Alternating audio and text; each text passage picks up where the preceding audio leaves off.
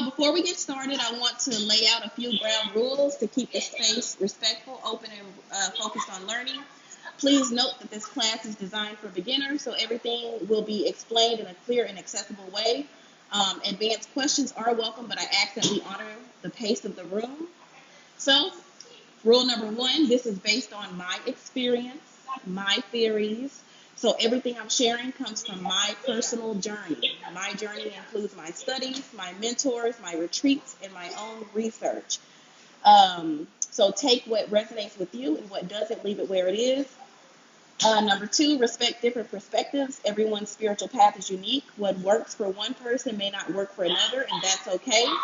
This is a space for learning, not debating or invalidating someone else's beliefs. Hold on just a second. Jeremiah. Thank you. Okay.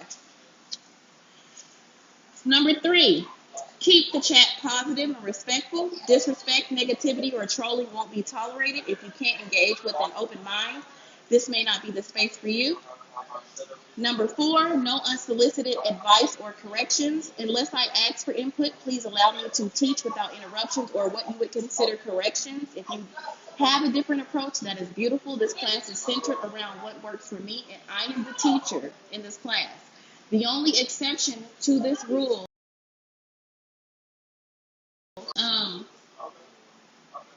at the end, I forgot to turn my notifications off. Sorry, y'all. At the end of the class, you can debate with me. You can correct whatever you think is wrong in my theory. I actually like when people do that because it makes me go back and rethink and research more. So just don't do it during the class because it becomes a distraction, and the classes are already almost 3 hours long, and nobody wants to deal with you arguing with me in the chat. But you'll probably be kicked out before we get into arguing. Because my moderators don't play. That was one of my moderators right there who just said definitely. So, number five, no gatekeeping or one right way of thinking. Spiritual work is diverse and traditions vary. There is no single correct way to do anything, no matter what people try to tell you. Only what is true and effective for you. Number six, the last, engage, learn, and enjoy. Ask questions, take notes, and be present. You may want to write down your questions as we go because I will be pausing between each section to answer them. Moderators, if I forget to pause, please let me know. Because the last couple of lives I've been forgetting to pause between sections to ask questions. Ask if y'all have any questions. So this is an interactive space for growth, understanding, and a deeper connection to the work. And so we are going to get into the class now. Let me go back to it. Once again, I have to do all of this on my iPad because I forgot to print off all of this stuff. And y'all know how organized I like to be, so I like to go in order.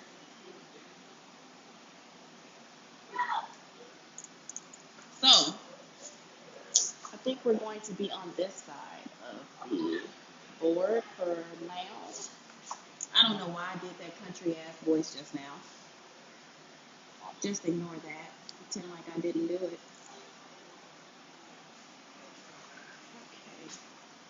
And we're going to talk about what is ancestral magic. But before we get into the heart of the work, I need to set the foundation for how we'll be moving tonight. And I want to make sure everybody can see the screen because I forgot my light. I forgot everything at the house. So I'm winging it. Oh, thank you, Jen. Welcome. I need to see you come in. So, when we talk about ancestral magic, we're talking about sacred things. We're not talking about entertainment or what y'all think it is. This is about. This is not about aesthetics. Not about aesthetically pleasing altars. Let me put it like that. Or for social media. This is about remembrance, responsibility, and reconnecting with something that's actually thousands of years older than us. And I want to be clear, what I'm teaching tonight is a spiritualism class. I keep saying that because the last time I taught this class, I don't know if y'all were here, I've only taught this class once before online, and it was on TikTok, and I think it was the beginning of the year. And somebody was in there talking about, you're teaching hoodoo, you're not supposed to be doing that, tried to really come for me. And this is a spiritualism class. I don't even mention anything about hoodoo in here unless it's an example of ancestral magic, because it is a type of ancestral magic. But I just want to be clear that this is a spiritualism class. That means I will not be teaching closed door hoodoo practices, and I will not be sharing secrets that belong to specific um, initiation systems. So instead, I'll be guiding you through universal principles of ancestral work, the science that validates what our people already knew and have always known, and practical ways to begin or strengthen your relationship with your own ancestors. You're welcome. My job is to show you that this work is not mystery, okay? This is really memory. So, here's how I want you to engage. I want y'all to take notes, even though there is a student companion to this. If you have never been to my classes before, I create student companions that you can download on my website. So if you want to follow along using that, but I skip a lot that's in there. I told y'all it's 98 pages long. So if you want to download that, you can, or you can download the student materials, the class materials, the flyers. Let me see if you can see it on here. Go to these flyers right here. You can go download these on my TikTok page. And you can follow along using these flyers instead of downloading the 98-page student companion that goes with this class. And the companion is free. It's free information for y'all. And all of it is my theories. I ask that you do not utilize it. If I find out that you use it to teach or make money off of my work, I will sue you. All of my stuff has copyrights. All of my theories are copyrighted. So, I'm giving y'all this information for free, but do not use it for profit. That is my only rule to free information. So, now, I want y'all to take notes. There are places in the student companion for you to take notes. You may not need everything I say tonight, but something will land for you. And you'll want to return to it later, and that's also what the student companion is for. Hey, Brittany. It's automatically, I'm sorry, not automatically. So, anyway, this class is not absolute truth, not automatically. I don't know why I said that. I am speaking from a lived experience, from research, and from the way Spirit has guided me. So, as I said before, please take what resonates with you, leave what doesn't.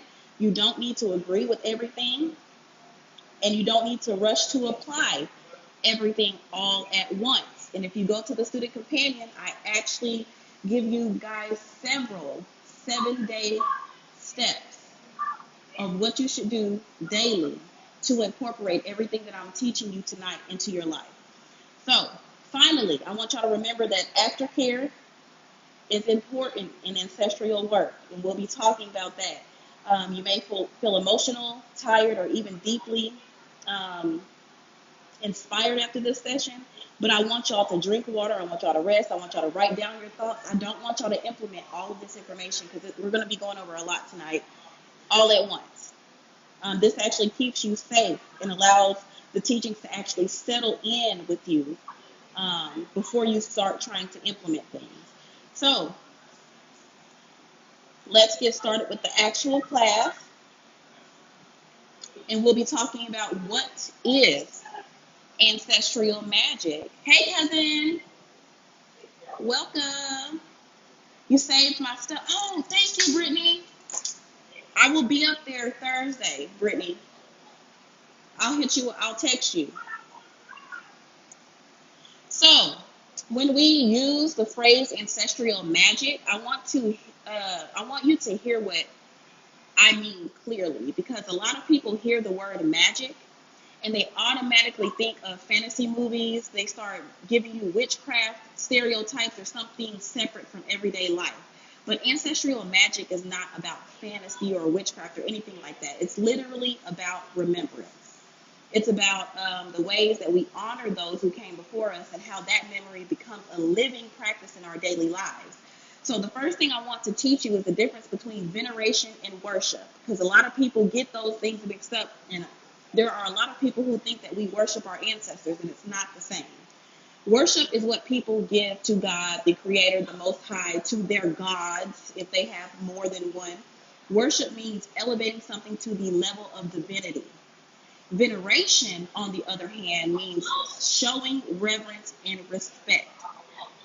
So when we venerate our ancestors, we are not putting them above God. We are remembering them, honoring them, and acknowledging that their lives continue through us. It is the keeping of a flame. We're keeping it alive so that it never goes out. So this is why I say ancestral magic is not something that you do. It is something that you are. If you've been to my classes before or talked to me about this, I say that all the time. Your blood, your bones, your spirit are living archives of everyone who walked before you. Every trait you carry, every instinct you have, even some of your fears and your dreams are echoes of your ancestors' lives, whether you know it or not. So science has a word for this, and it's called epigenetics, which we're going to go over deeply later in the class. But epigenetics basically explains how trauma, resilience, and survival skills can be passed down from one generation to another. So not just through stories, but in a way that your body and your brain actually function in today's life. So this means ancestral magic isn't just spiritual; it's biological. You are literally the continuation of your people. So now, in African American context, which I'm going to use a lot. That's why I said African American survival codes. And if you go to the student companion, I have a lot of different ones in a chart for you guys. I'm going to use African Americans as an example because I am African American, and this is based on my life and my theories. So, ancestral magic has always been tied to survival in our community. So during slavery and after, when our people were cut off from their homelands, their languages, and their rituals, they found ways to remember in secret. They coded spiritual science into everyday sayings and customs, which I have a list of about 20 to 30 of these in the student companion if y'all want to go look at that, if you're following using the companion. So, and when I say that, we're talking about when your grandmother told you don't sweep your feet. Or when somebody told you if you dream of fish, somebody's pregnant. That's not actually a superstition. It was coded language. And I break down all of the codes of what these mean in the student companion. So, it was ancestral memory being preserved in plain sight. So these sayings carry science, symbolism, and spiritual truth. For example, dreaming of fish connects to water and fertility. I use this example all the time, so if you're hearing it again, oh well. So a symbolic way of knowing new life was on the way, is what it means. So these practices didn't just survive by accident, they survived because our people hid them in plain sight. And it's not just African Americans who do this.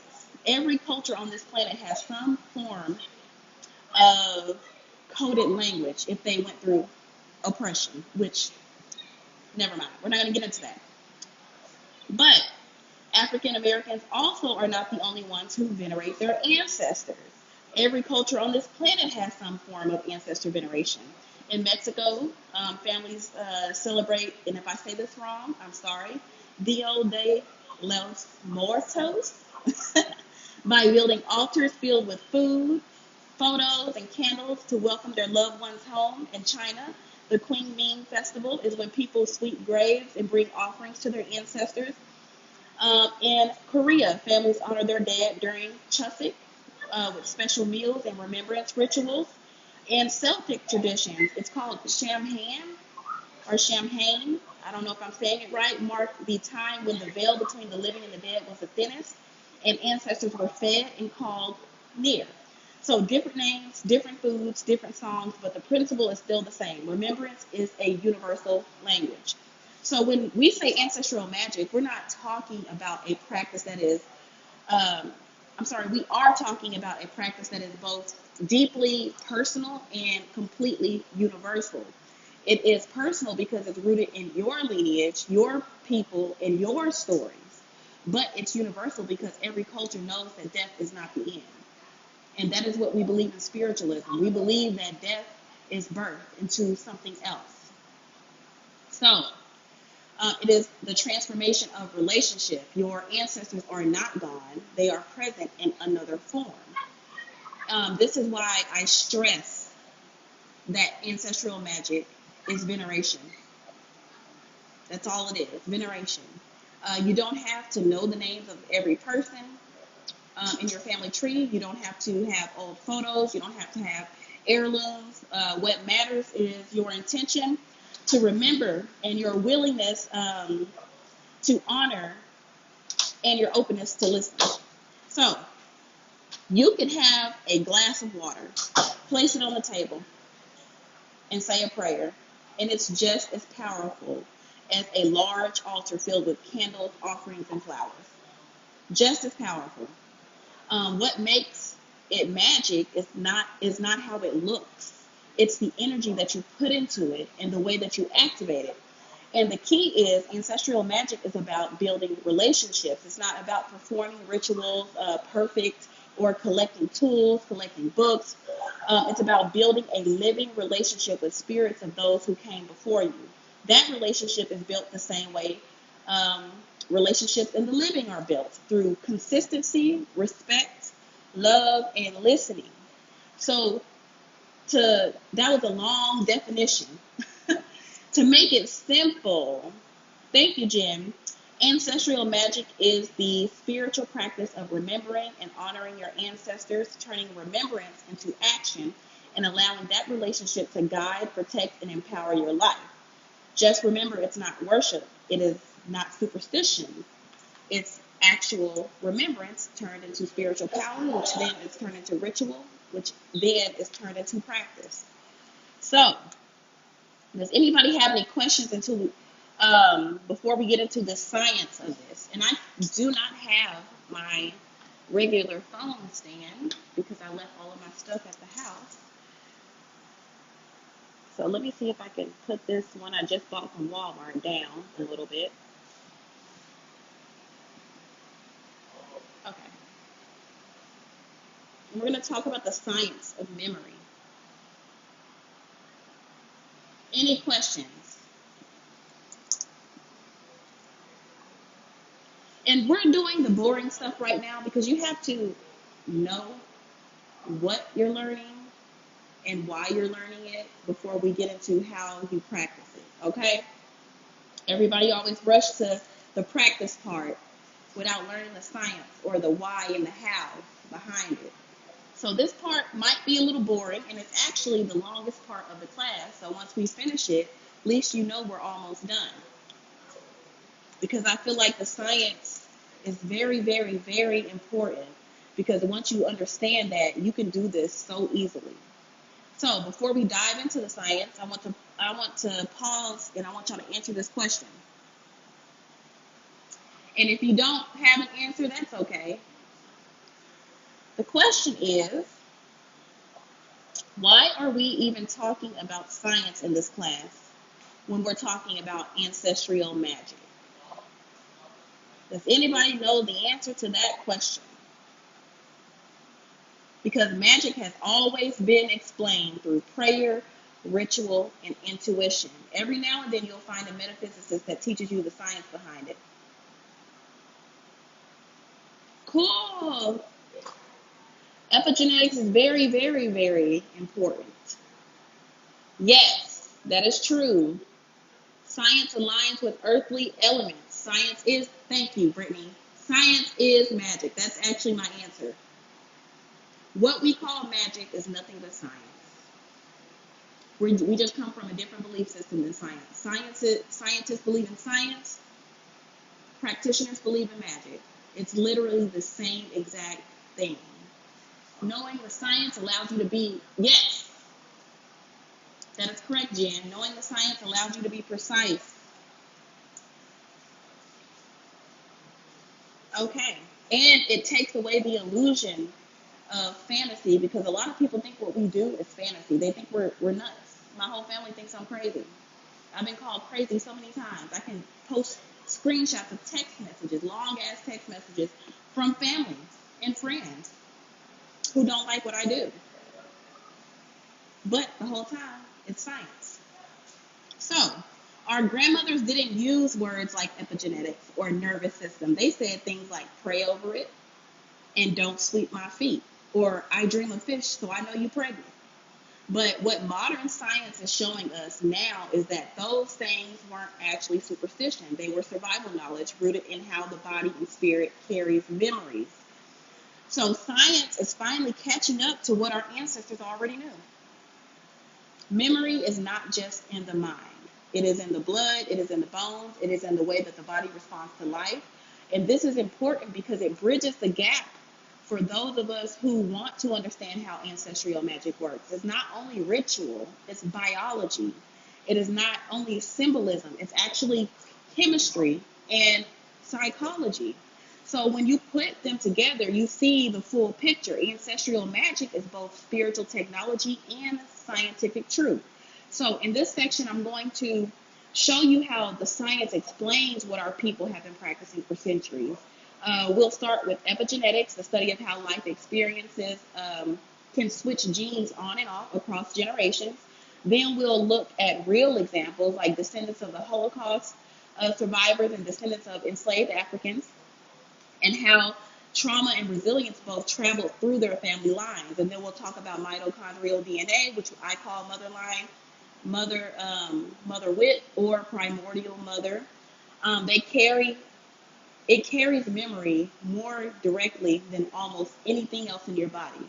So we'll explore how the nervous system holds ancestral imprint, and why rituals of breath, rhythm, and song regulate not just your spirit, but also your biology. And then finally, I'm going to show you how this science directly supports ancestor veneration. Why prayer, ritual, and offerings are not just symbolic, but ways of reprogramming the healing of your line. And this is not science replacing spirit. I do want to tell y'all that. I am not replacing spirit with science. It's science confirming that spirit actually exists, okay? And when we understand both, you gain language, and then you gain confidence, and then you gain power in your work. And that is why learning the science behind these practices is so important. So when we get to, if I'm standing in front of the damn board, my bad, y'all. I just realized my shoulder was covering up. So when we get to epigenetics, it's a big word, but the idea is simple. What happens to one generation can leave chemical marks on their genes that change how the next generation's body and mind works. The DNA itself does not change, but how it reads changes. So think of it like a light switch. The same wiring is in place, but certain switches are turned on or off depending on what your ancestors lived through. So the science around this began in the late 20th century, but it really took off in the 1990s and the 2000s. So one of the leading voices was Dr. Rachel Yehuda, if you've heard of her. She basically studied Holocaust survivors. Yes, DNA imprints. Thank you so much, Melly. So she basically studied Holocaust survivors. Hold on just one second. I'm trying to figure out why y'all running around the living room and I'm teaching.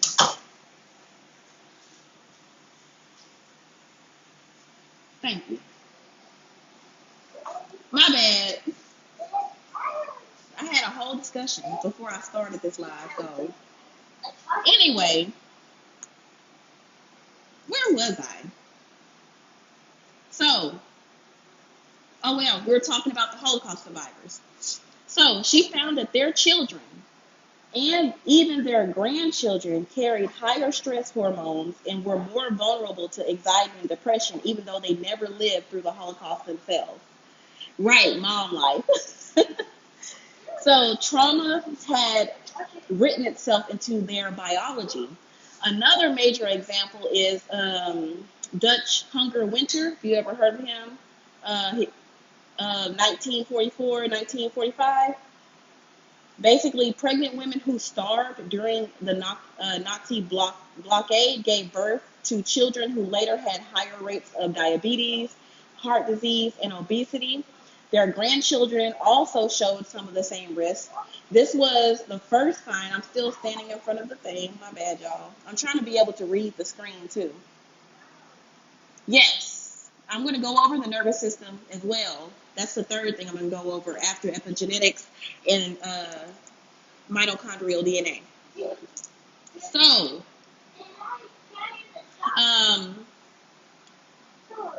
their grandchildren also showed the same risk. So this was the first clear sign that trauma and survival stress can actually echo across generations. So now this brings us home to us as descendants of enslaved Africans in the Americas. Science has only just started looking into this. Why are we not surprised? We're the last ones that they're studying.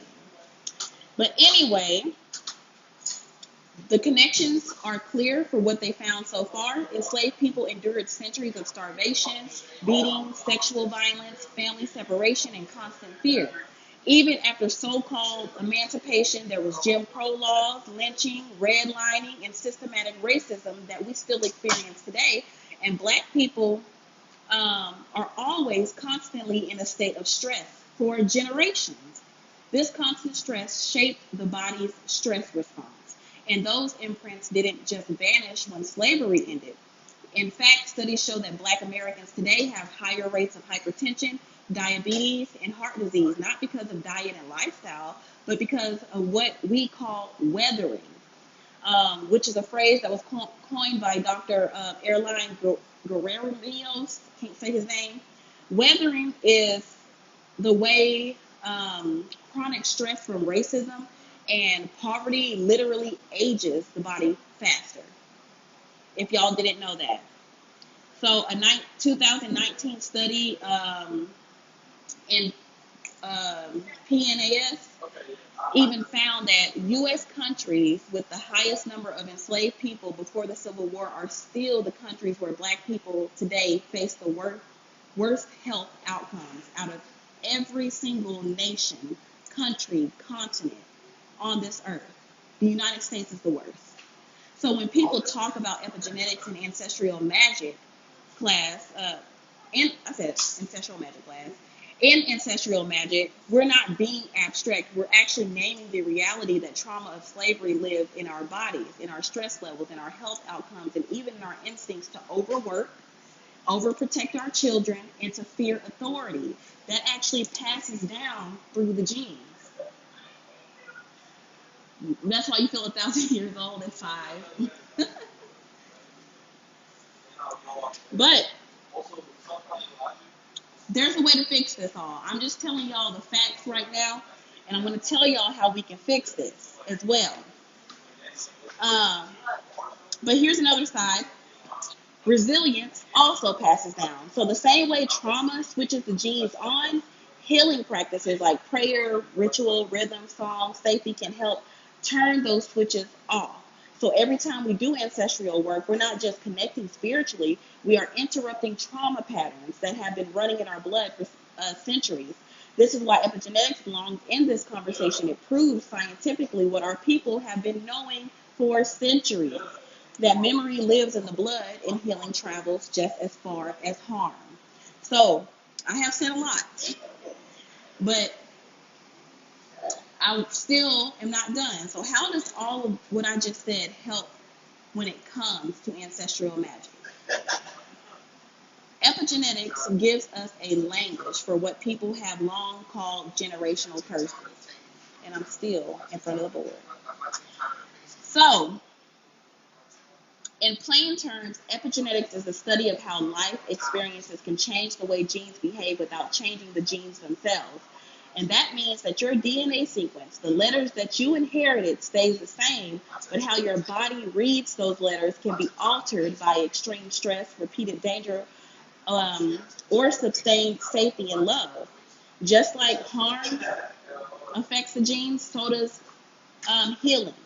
So when families tell stories about patterns that always happen, like addictions, repeated abuse, chronic illness, or that unshakable scarcity mindset that a lot of people have, part of what they're describing is a pattern that we learned and reinforced across generations. And part of it may be biologically, imprinted and passed down through stress and survival. So calling that a curse is one way of naming it. Calling it epigenetics and cultural pattern is another. Both are true in different ways, and both can be worked with. And if you are using the student companion, I'm sorry, not the student companion, but the student class materials, we are on this page. I forgot to show y'all. We're on epigenetics and generational curses. Glad I didn't have no nudes in there, because that just came off of there. Lord, that would have been tragic. But anyway, next time I'm going to put them in a folder. So that brings us to going to the next part. Does anybody have any questions about anything I've said so far? Because I forgot to pause. I'm glad there was some good pictures in there, y'all. So I forgot to stop before I moved to generational curses. Did anybody have any questions about what I said about epigenetics before I moved into generational curses?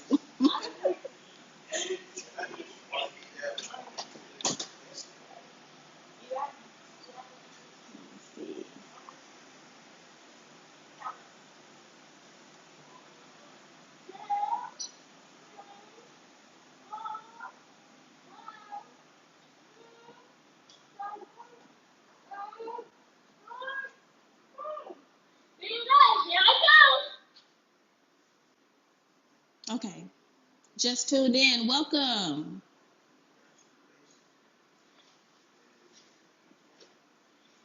So I'm going to go over that real quick and go back. So scientists studied groups who lived through extreme hardship, people who survived famine, war, and genocide. They found that children and sometimes grandchildren often carried altered stress responses or health risks, even when those descendants never experienced the original trauma themselves.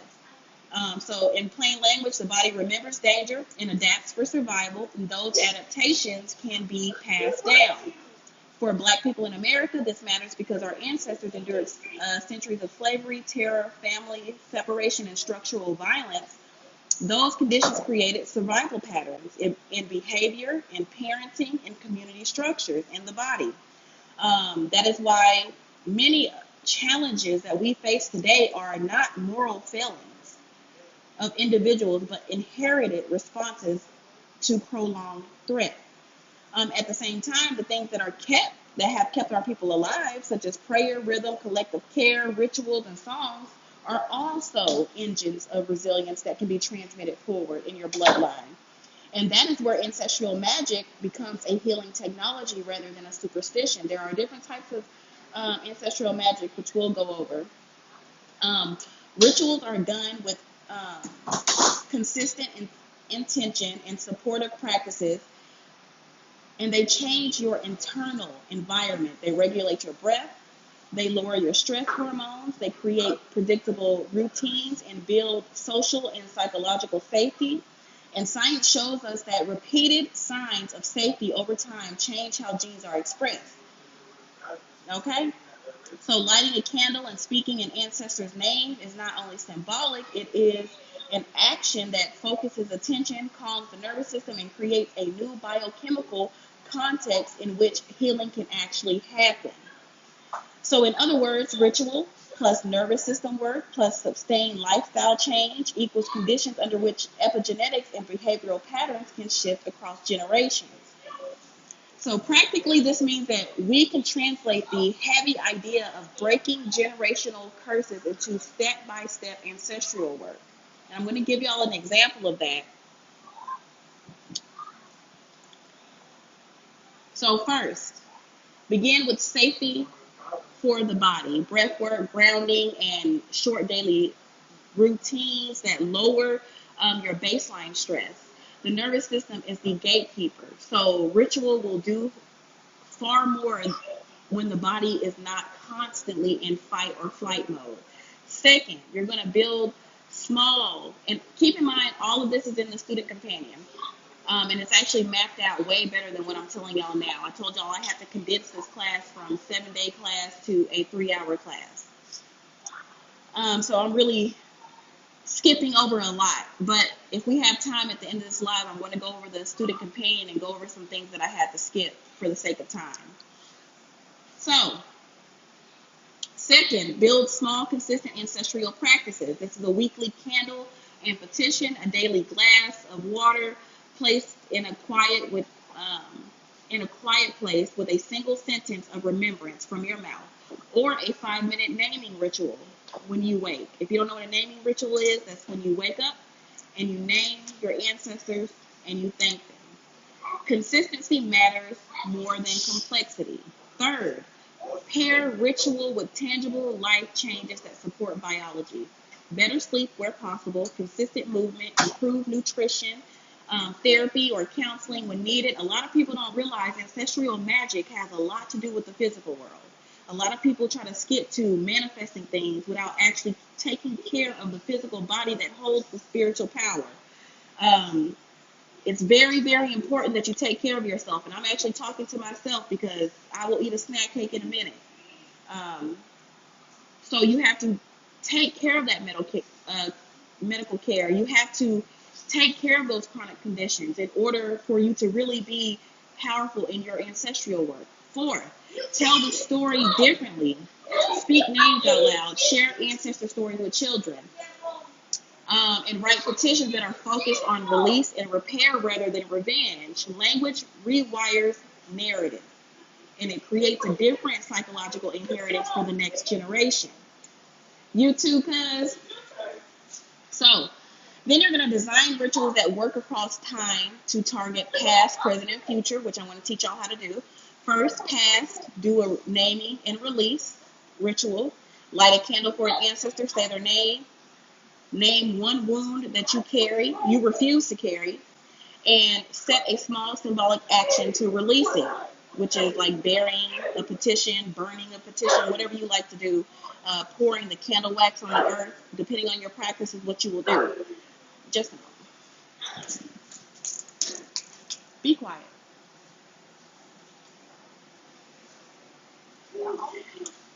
For the present, you can create a daily or weekly safety ritual. 5 minutes of breath, a glass of water, or on the altar with a clear petition and a short grounding movement. These are repeated exposures that teach the nervous system safety. For the future, you can write a letter to your descendants describing the new patterns you are choosing to lead.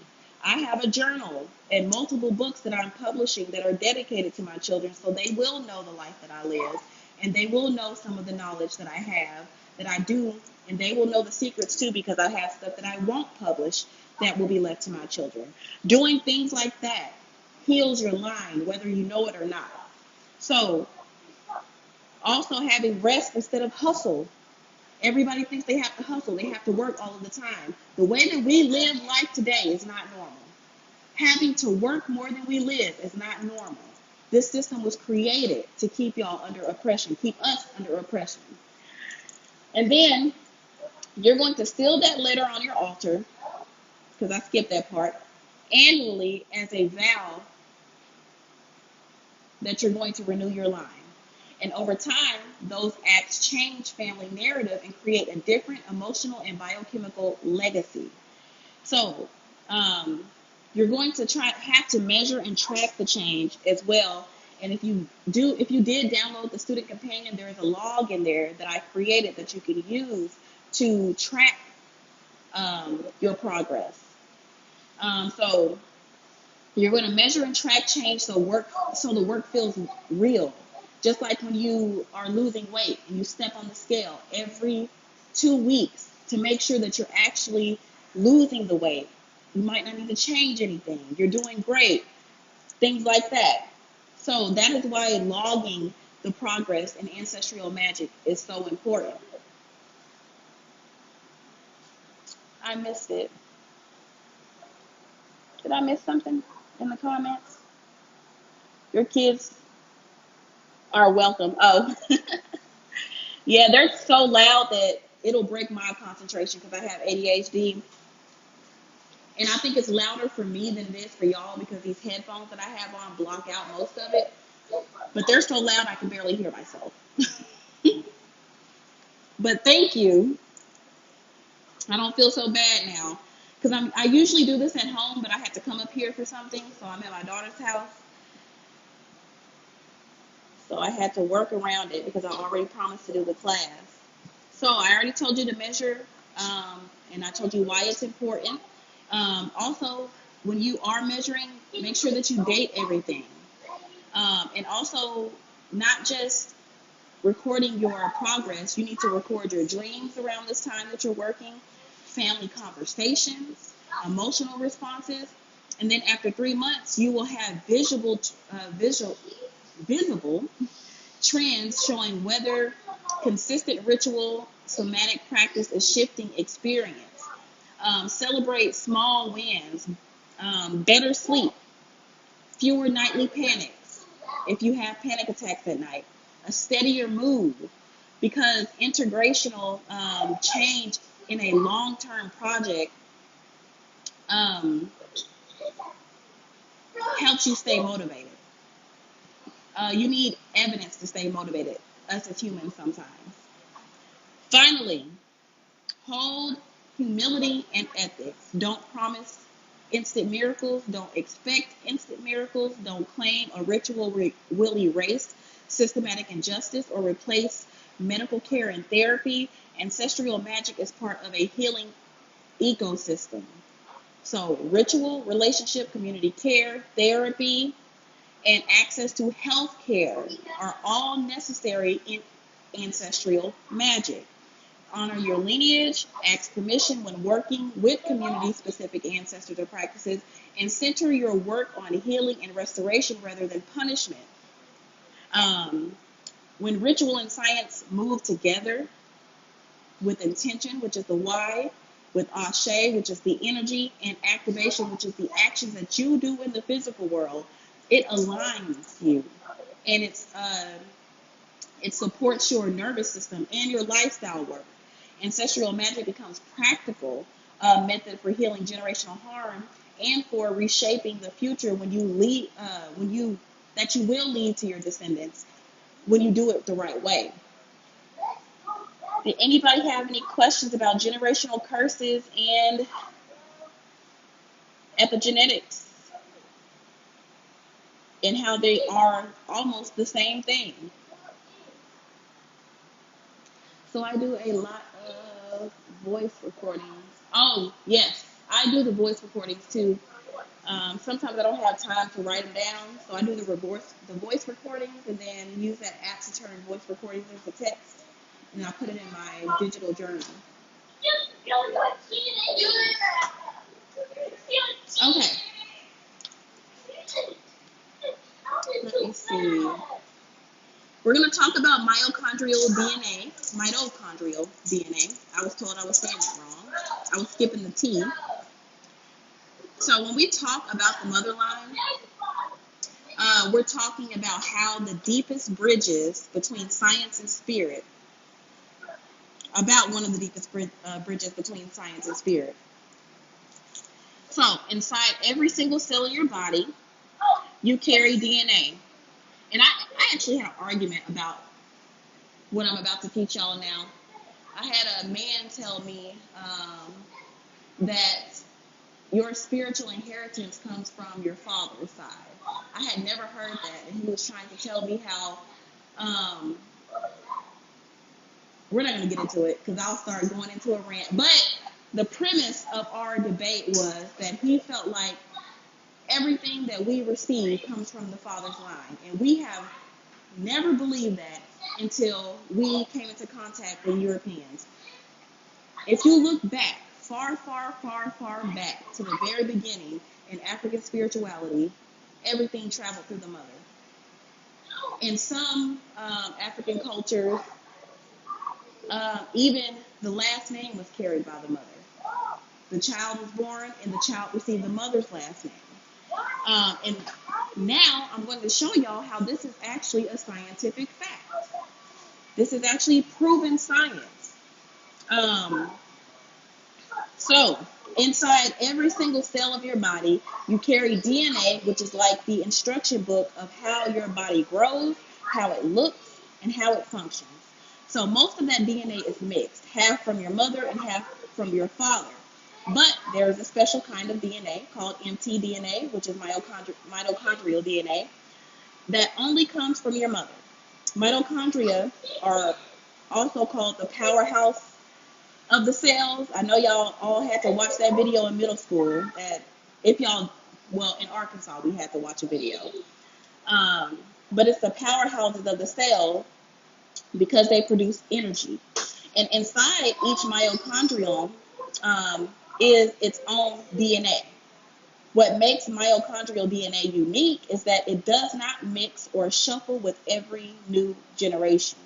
Instead, it passes almost unchanged from mother to child, generation after generation. That means that mitochondrial DNA inside of you is a direct biological copy of your mother's DNA, your grandmother's DNA, your great-great-grandmother's DNA, and so on and so forth. Scientists have used this chain of inheritance to trace humanity all the way back to one common maternal ancestor in Africa, about 150,000 to 200,000 years ago, often referred to as mitochondrial Eve. Y'all ever heard of that? She wasn't the only woman alive, but for some reason, her mother line is the one that survived through all of us today.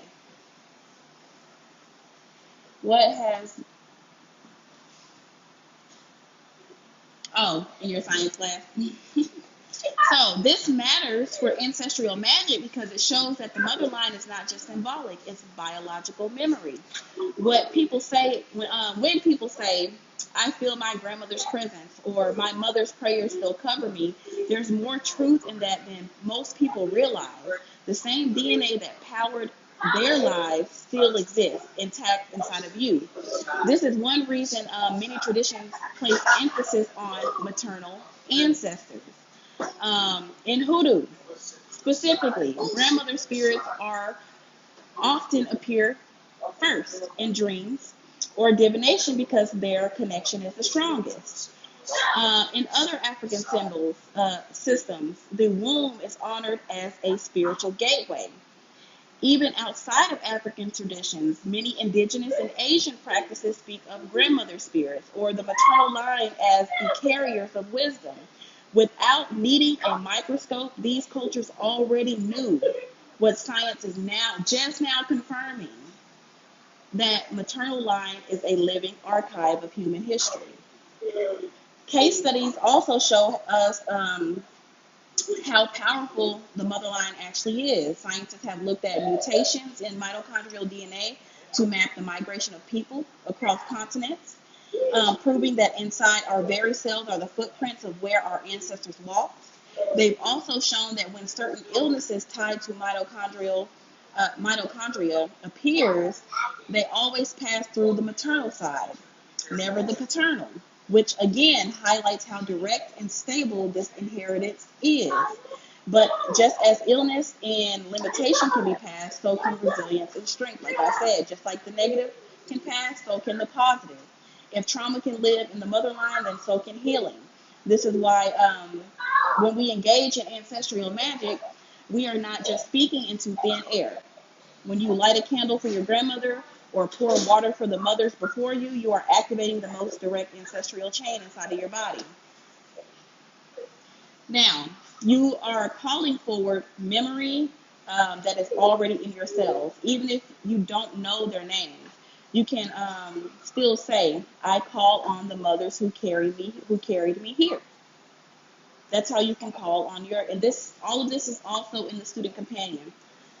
And the energy will respond. The science of mitochondrial DNA proves that spiritual practice, what we have known always in spiritual practice, the maternal line holds the deepest memory of who we actually are. And when you heal yourself through ritual prayer or breaking harmful patterns, you are actually healing not just your own life, but also the entire mother line that runs through you, past, present, and future. And another reason mother line matters is because it explains why some people are simply born knowing. I tell you guys this all the time, that I am claircognizance. I have the gift of knowing. In spiritual communities, we call it a clear inner knowing of something without being told or taught. Like some things that I teach you guys, nobody ever taught me, but I did confirm that my knowing was actually true through research before I teach it. So, from a spiritual lens, claircognizance is a sign of ancestral memory awakening in you. From a scientific lens, it's a manifestation of patterns and instincts written into your nervous system and DNA. Not just your nervous system, but your DNA over thousands of years. So, the knowledge your great-great-grandmother had about childbirth, about herbs, about prayers, or rituals may be written in a notebook. But parts of it are also encoded in your cells. You have to learn how to unlock it. In your instincts, it's in your instincts as well, and in the way your body responds to symbols, rhythm, and energy. And this is why many practitioners from Hoodoo, Ifa, or Voodoo, indigenous, or even folk Catholic traditions just know things. I had an elder who always used to ask me, how do you know that? I would tell her, I don't know. You asked me a question, I answered it, and I happened to be right. I just knew. Nobody ever taught me.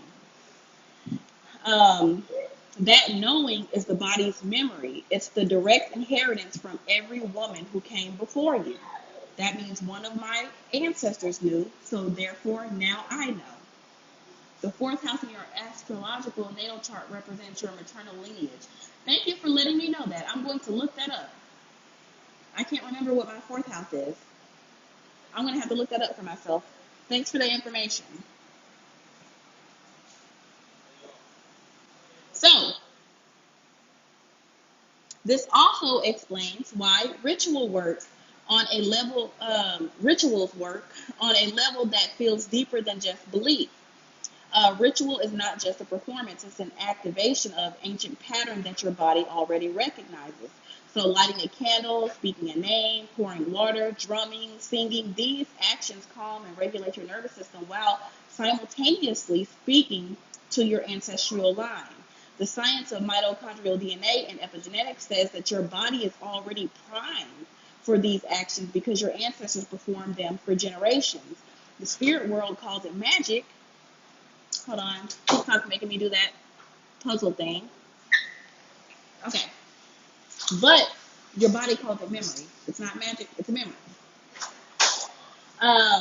In practice, this means that ancestral magic is not about copying somebody else's ritual off of social media.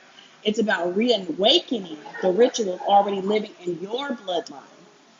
When you sit at your altar, you're sitting at the intersection of science and spirit. You're using your voice, your breath, your hands to open a door that your ancestors built.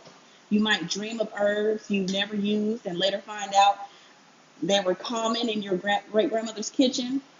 I used to tell people all the time, I used to just go into the store and buy a bunch of herbs. And within a week, one time within a day, somebody came in with a condition that needed that herb. That's actually the gift of knowing as well. That's more so clairvoyance than claircognizance. But that used to happen a lot. see. Did anybody have any questions before we move to the nervous system?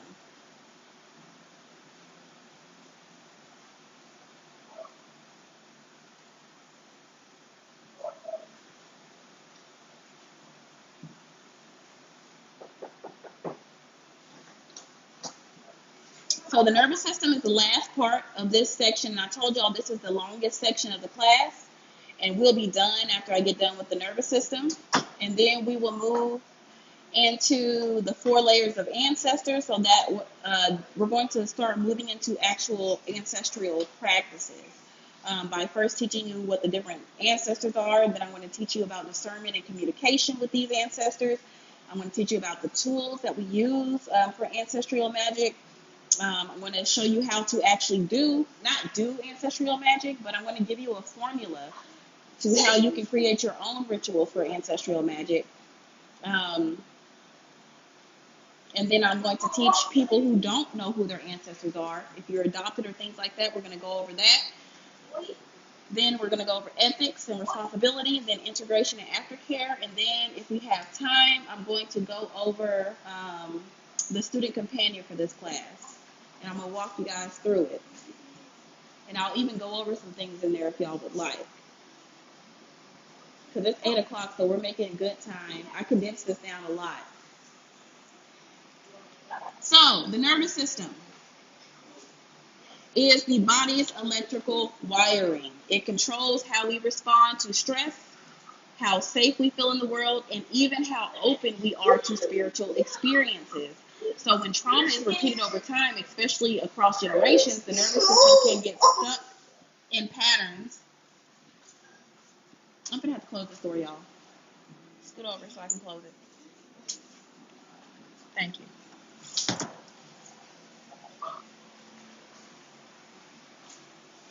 Okay. Where was I? I think I was telling you about the nervous system can get stuck in patterns of fear. It can shut down, or it can cause hypervigilance as well. So science calls this dysregulation. So spirit workers call it being out of alignment. That's what we call it. In science, they say dysregulation. We say out of alignment. So this is where ritual, breath, rhythm, and song come in. These are not just cultural expressions or pretty traditions.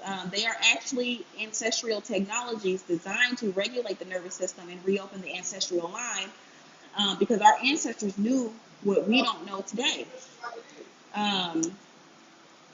So we're going to take rhythm, and I'm going to give you an example.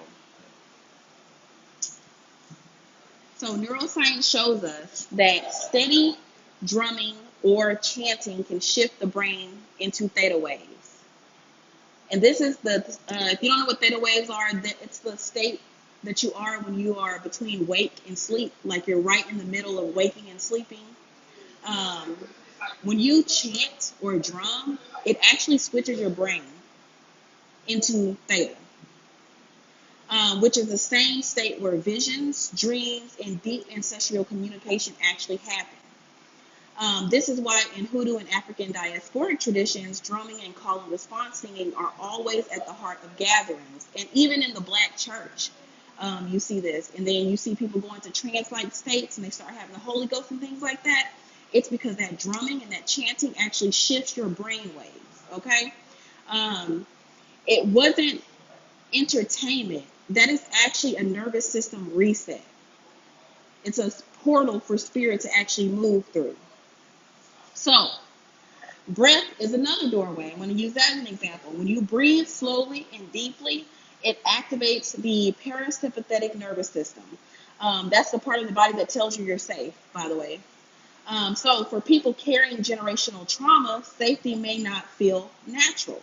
But through breath practices like singing, humming, or even rocking while you're breathing, you begin to tell your body it can rest. And when your body rests, the line opens.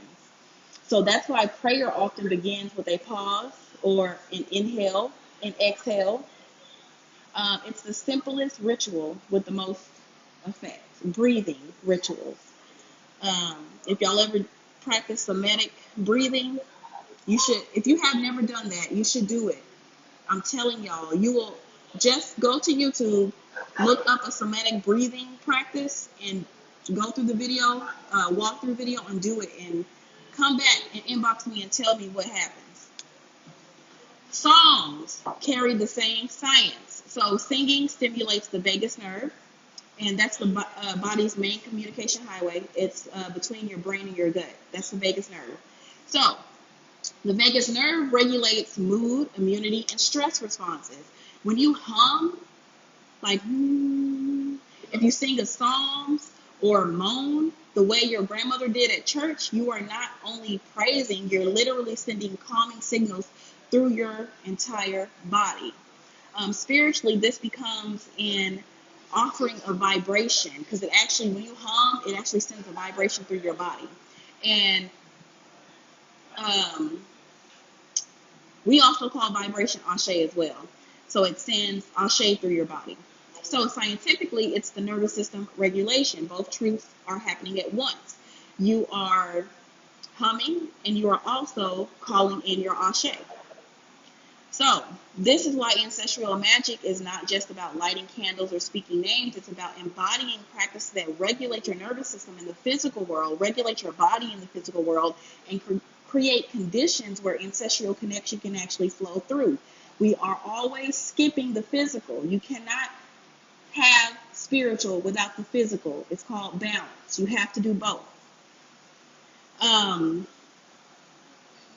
Where was I? Okay, so when you clap, stomp, or sway, you're not just getting into the flow of things. You're not just getting into spirit. You're syncing your heartbeat with rhythms that your lineage has used for centuries to reach altered states, to pray, to heal, and to remember.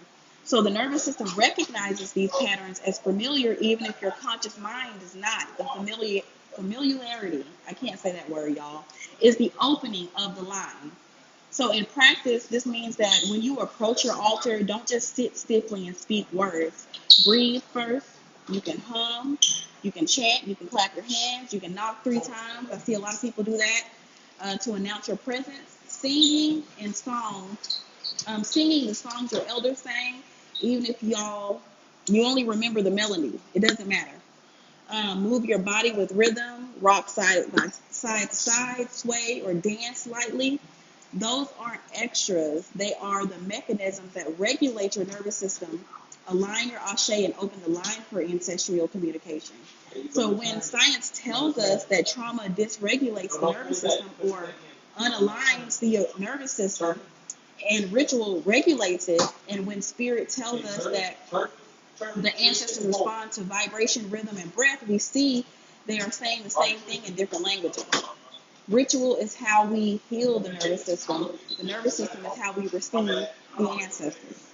And ancestor veneration is the bridge that ties all of it together so you can actually perform ancestral magic. You get it? Now y'all know why you needed to know the science? Anybody have any questions before we move to... Oh, I didn't even put it on the board. My bad, y'all. I was rushing. I did not put it on the board, but if you did download the student, the class materials, we are on, let me find it. Here it is, the 4 layers of ancestors. This is the page that we are on. It's so hard because okay, there we go. And if you did not download these, they're on my TikTok page. Just go to the photos, hit the share button, and push download, and it'll download all of the photos. I believe it's 19 of them. And then I'm going to show y'all how to go to the student companion too after I finish with this class, so y'all can follow along with me. Nobody has any questions? Can you say that last part again that ties all of us together?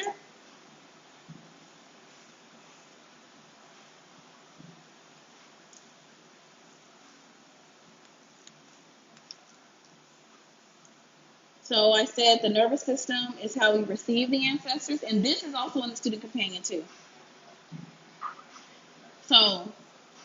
Just in case you're writing this down, I'm going to slow down. So thank you, Coach Genesis. So the very first thing is ritual. Ritual is how we heal our nervous system.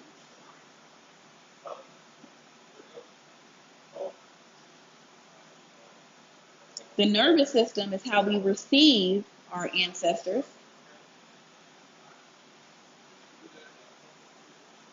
And then ancestor veneration is the bridge that ties it all together. It's what creates the power to perform the magic.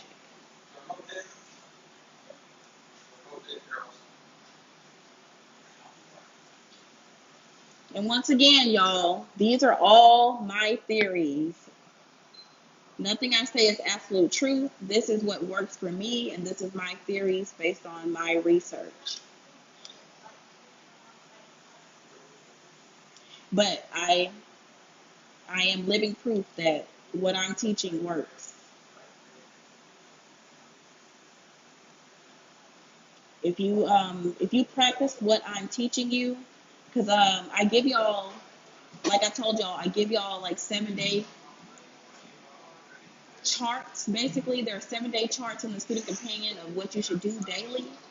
That's exactly what I did daily. Like, those come from my actual experiences. And when I tell you, when you get to doing it for years, like I have been doing it, you won't have to worry about if your ancestors are connecting. You won't have to worry about, is this my ancestor or is this my inner voice? You will know the difference between your inner voice and your ancestors talking to you, warning you about something. When I tell you the connection gets strong, like, you won't have to worry or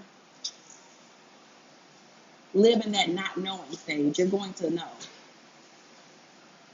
So we're going to go to section 4, the 4 layers of ancestors. I apologize. I did forget to put it on the board. But since it's not on the board, I can zoom out so y'all can see some of the other stuff. If y'all want to. No, you're good. You're okay. I don't even think they can hear it because I have these headphones on. Mother, oh, that's my son. I'll check my messages, Deshaun.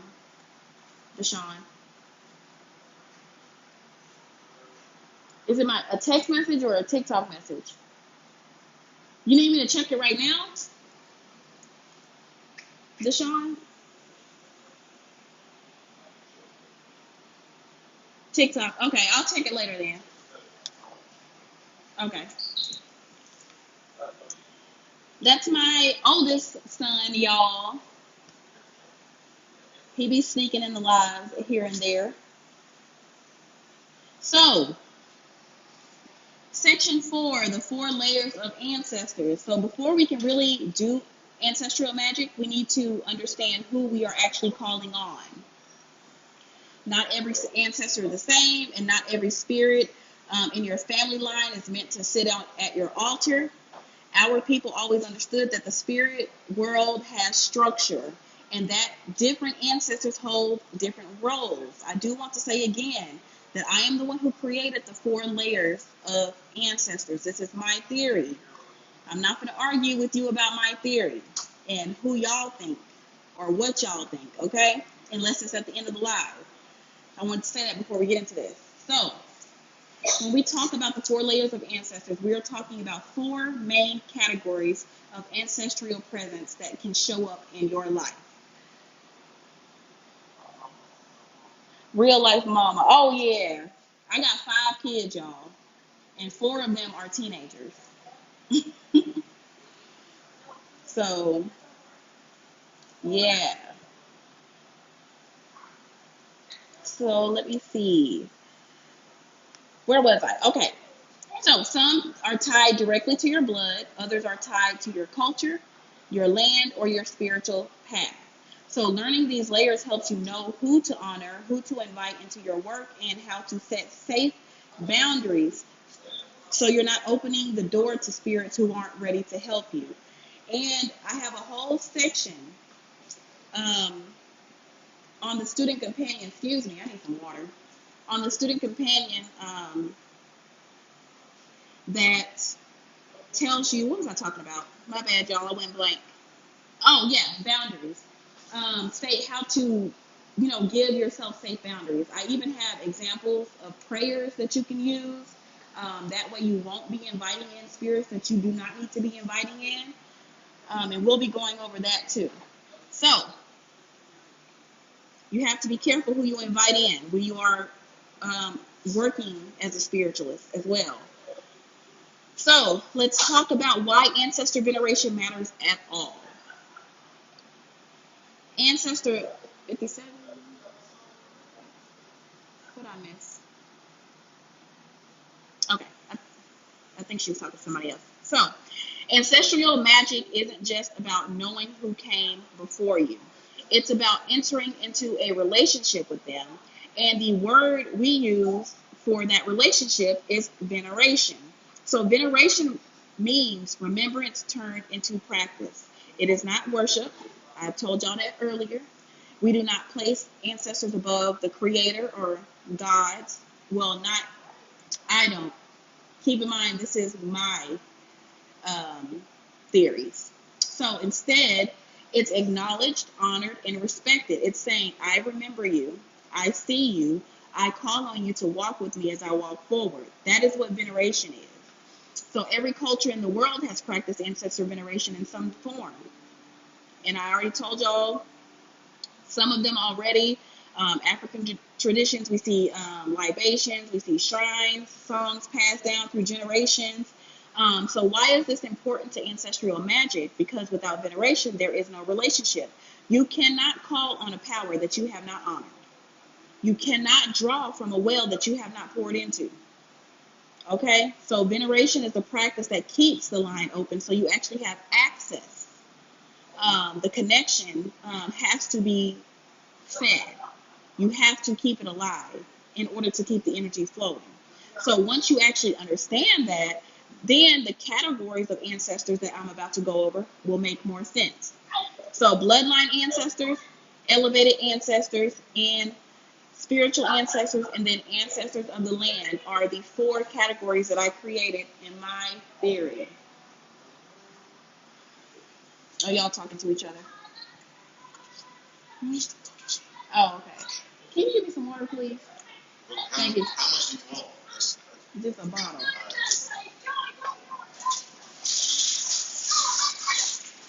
Okay, sorry about that, y'all.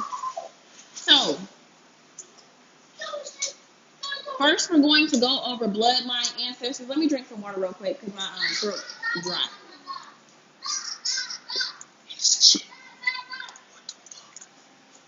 Hey, they can hear you, bro.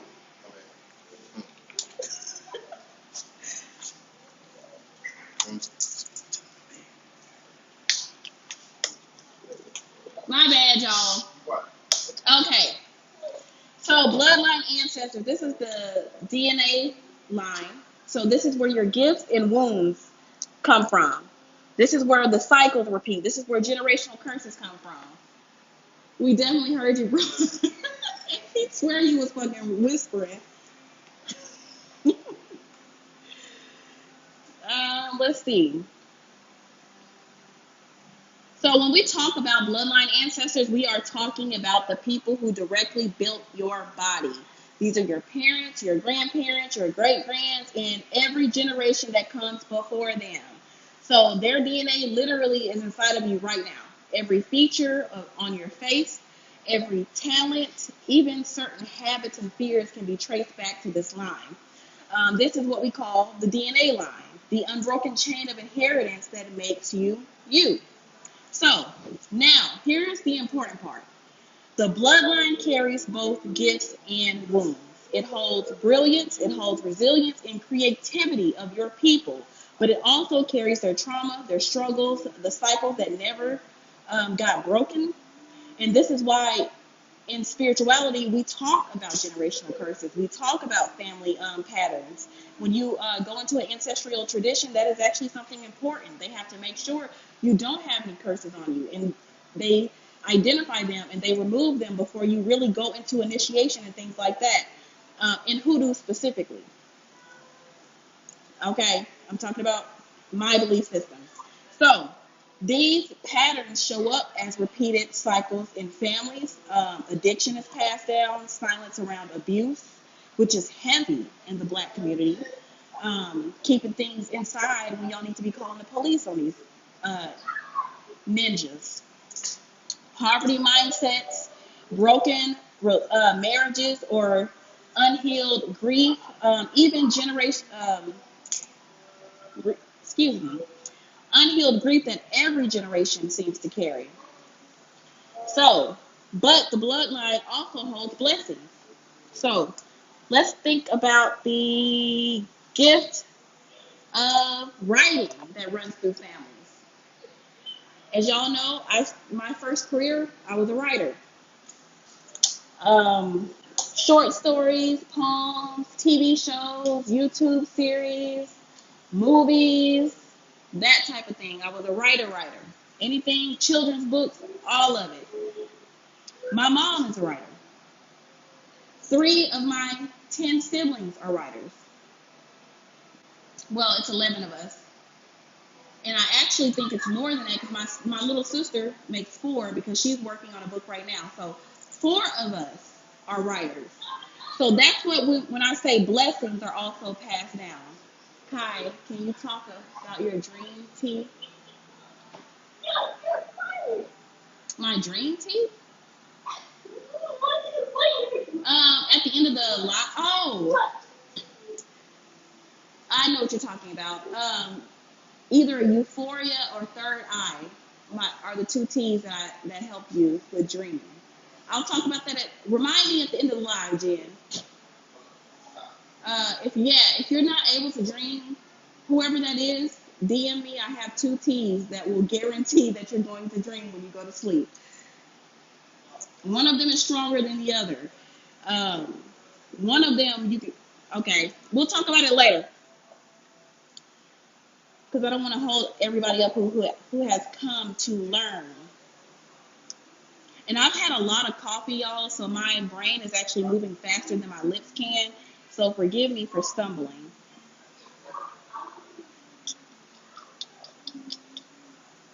And if Shanti is in here, oh no, she's not in here. Okay, I'm not supposed to be drinking caffeine, so she didn't hear that. But she been fussing at me. So where was I? I already told y'all about the family patterns. I told you that. Oh yeah, I was telling you about how being a writer, actually runs in my family. So then when we think about music, hey, my daughter just made it home. There are music, cooking, craftsmanship, intuition is also passed down through bloodline ancestors. Humor, even being funny, is passed down.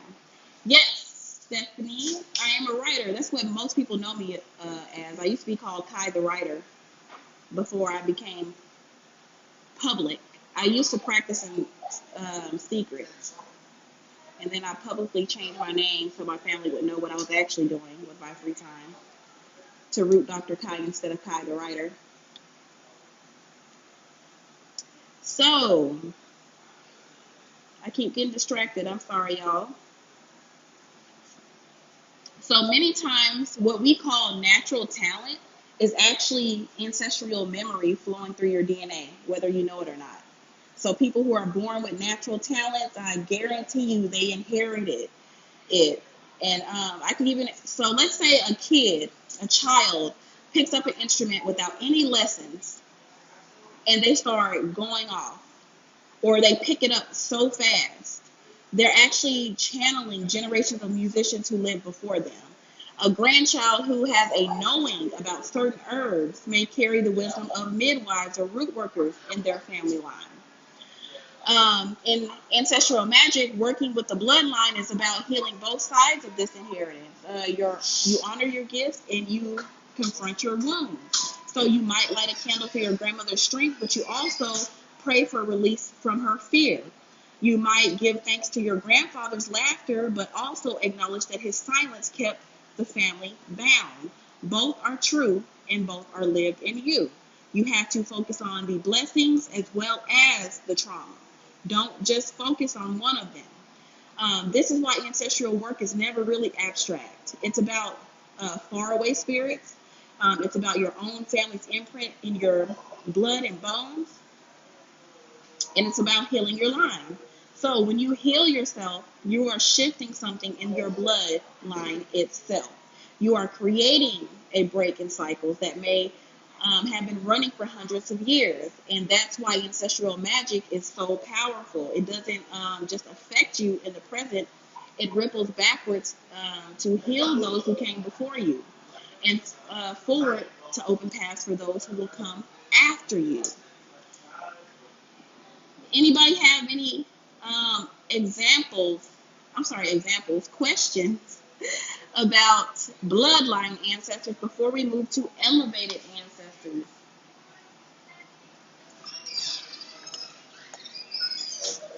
Let me see if I missed anything as well. Oh, you come from a lot of singers and artists, and you can do both. That's dope, Amani. Oh, that is not your name. Sorry if I said your name wrong. You are welcome. Living life.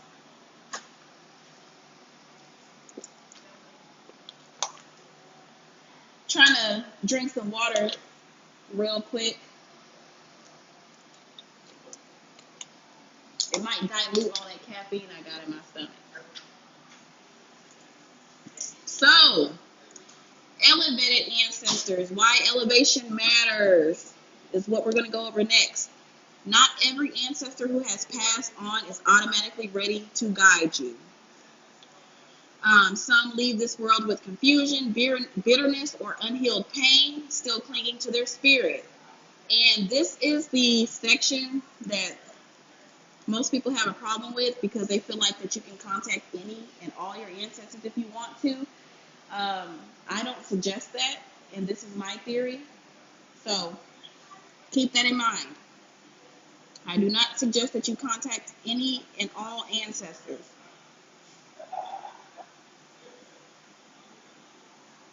Okay. So some ancestors leave this world with confusion, with bitterness, or unhealed pain, still clinging to their spirit. That's why we make distinctions between all blood ancestors and the elevated ancestors. So elevated ancestors are the ones who walk in clarity, peace, and alignment. They may have lived a righteous life, or they may have grown and healed in the spirit world after death. These are the ancestors who show up with calm presence, the ones who bring guidance instead of chaos, and the ones who carry your prayers upward instead of dragging your spirit down. Think of it like this. If you wouldn't trust somebody in life when they were alive to give you good advice, why would you invite them into your sacred work in their death? Why? Elevation is what makes the difference. And yes, there are ways that you can elevate your ancestors, and I actually took that part of the lesson out to save on time. But if y'all want me to, I will go over it when we get to the companion. So in many traditions, ancestors can become elevated through ritual, remembrance, and offerings from the living. And it's actually more than that. This is a summary of what you can do to elevate an ancestor who died with a lot of burdens or a lot on their mind when they passed away. So when you pour water, light a candle, or say a prayer for people, you are literally helping them rise in the spirit realm. You are giving them energy to grow beyond their earthly struggles. But you have to learn how to identify those earthly struggles. If you don't know how to identify the earthly struggles, just work with the ancestors that you trust. Do not try to elevate an ancestor if you don't know how.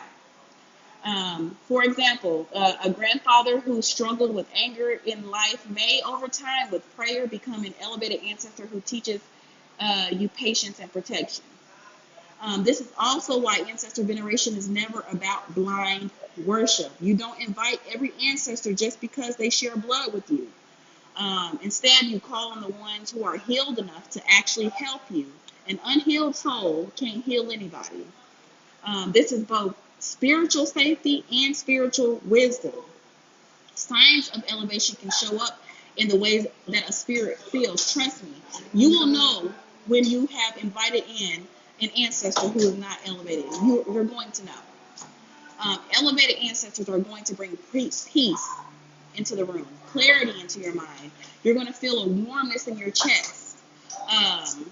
They leave you feeling stronger, not weaker. If you call an ancestor and right afterwards you got to go to bed because you're tired, don't call them no more.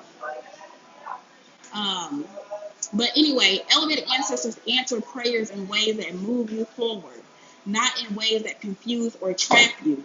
If you ask an ancestor for some advice and you are completely confused, or the advice that you take leads to the destruction of your life, they're probably not elevated. They elevated ancestors will often show themselves in dreams when you with light around them, or with calm words that bring comfort instead of fear. In Hoodoo and other African diaspora practices, elevation work is why we set boundaries in prayers. Like, we do boundary prayers. And I have examples of boundary prayers in the student companion, and I'll go over them if y'all want me to at the end of the class. We say things like, only those who walk in light and clarity may enter this space. That statement protects your altar from unrested spirits who may still carry wounds. It keeps your spiritual circle clean. Many ancestors become elevated because of you once you learn how to elevate your ancestors. I might do a separate class about that, actually. I think I will do a separate class about that. That might actually be my next live. Elevation work, specifically, and boundaries, safety boundaries. Okay, so your prayers, your offerings, and your remembrance fuels your ancestors. So when you light that white candle or pour that glass of water or libation, you are actually helping them rise. And as they rise, they reach back to lift you up with them. This is why elevation matters. Without it, you risk repeating cycles by pulling in the confusion of the dead. With it, you stand in the presence of guides who want nothing more than to see. When you set boundaries, you pull in guides who want nothing more than to see you grow, to see you thrive, and fulfill your dreams that they never got to live. Because a lot of them want to help you live the life that they never got. So how do you tell the difference between elevated and unrested ancestors? I get that question a lot. What if you set up your altar in a home that you moved from? Do they move with you? So yeah, your ancestors move with you. They follow you in your blood. It's not a dumb question. There ain't no such thing as a dumb question in my life. All questions are welcome. What's up? Okay. But your ancestors move with you, not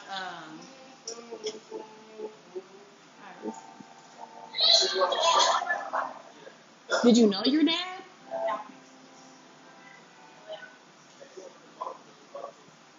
I didn't say anything that protects the altars from the unrested ancestors. I did give an example of a boundary prayer, and that's just a one-liner. But if you go to the student companion, I have all of those. I have so many prayers in the student companion. And we'll go over those later. But I was just basically saying state a boundary, like only those who mean my highest good may enter. Things like that is a boundary. You're setting a boundary of who is allowed in your space. You're welcome. Okay. So, how to tell the difference between elevated and unrested. The student companion is on my website. If y'all do want it right now, hold on.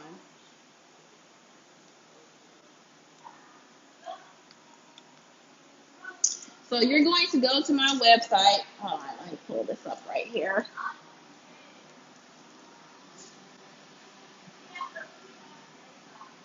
That is not my website. My bad, y'all. I was ordering some morning glories earlier.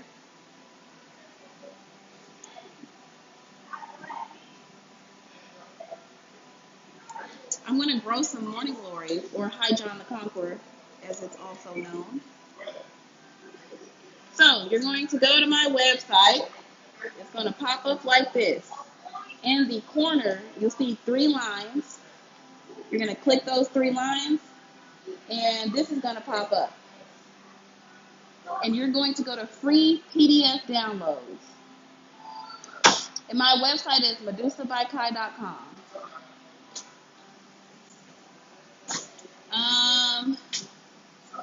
Then you're going to go to free downloads, and once you click free downloads, you will see a bunch of stuff that you can download for free. Scroll all the way down to the bottom, and you will see today's class.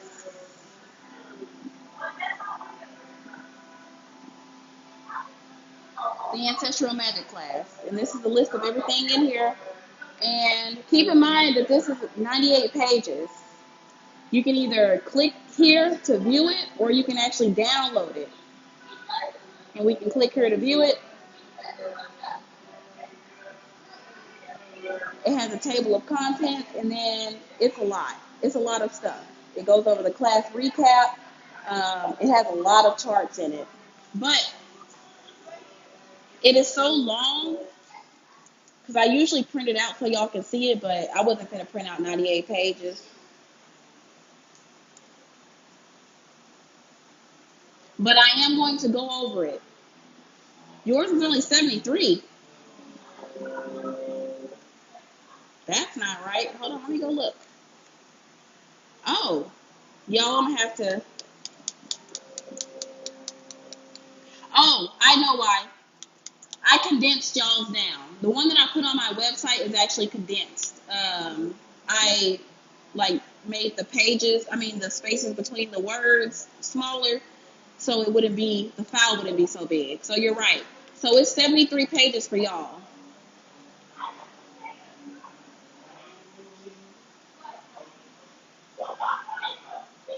So it's right. You still got all of it.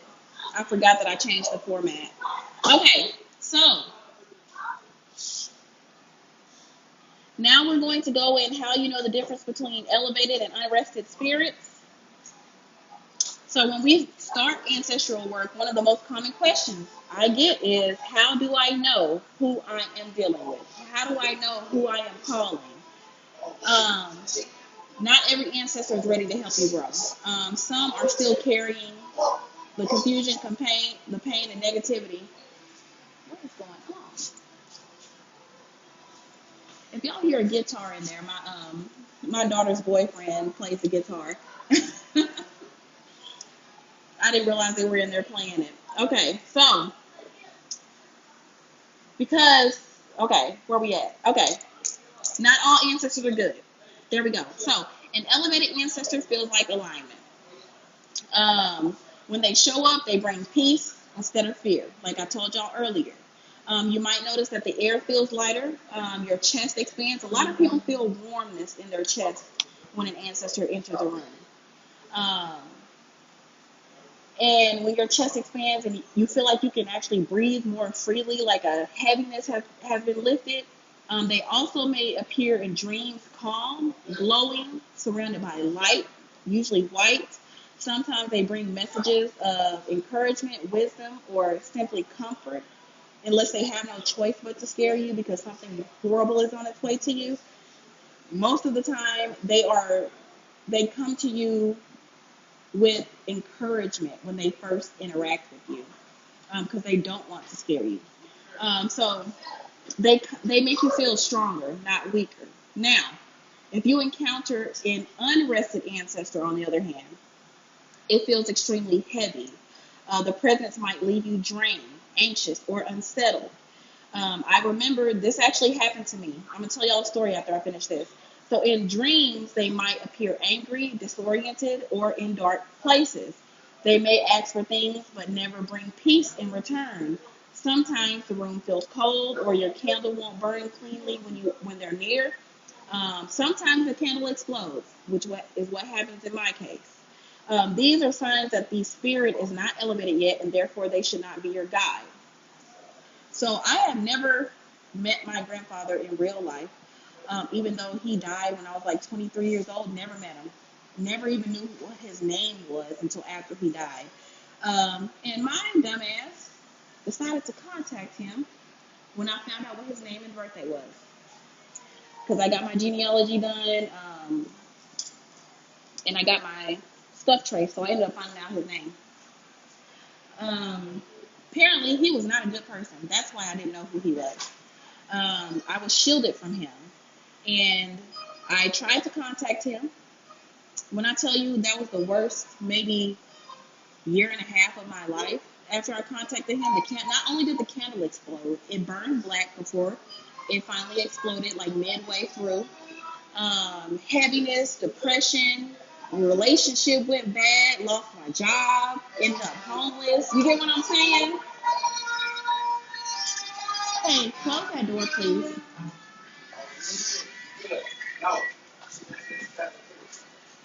But yeah, I'm telling y'all, everything I teach y'all is based off of my experiences, like stuff that actually happened to me in real life. And if you've read my book, that is not available right now because I had to switch it up a little bit, but will be available next year.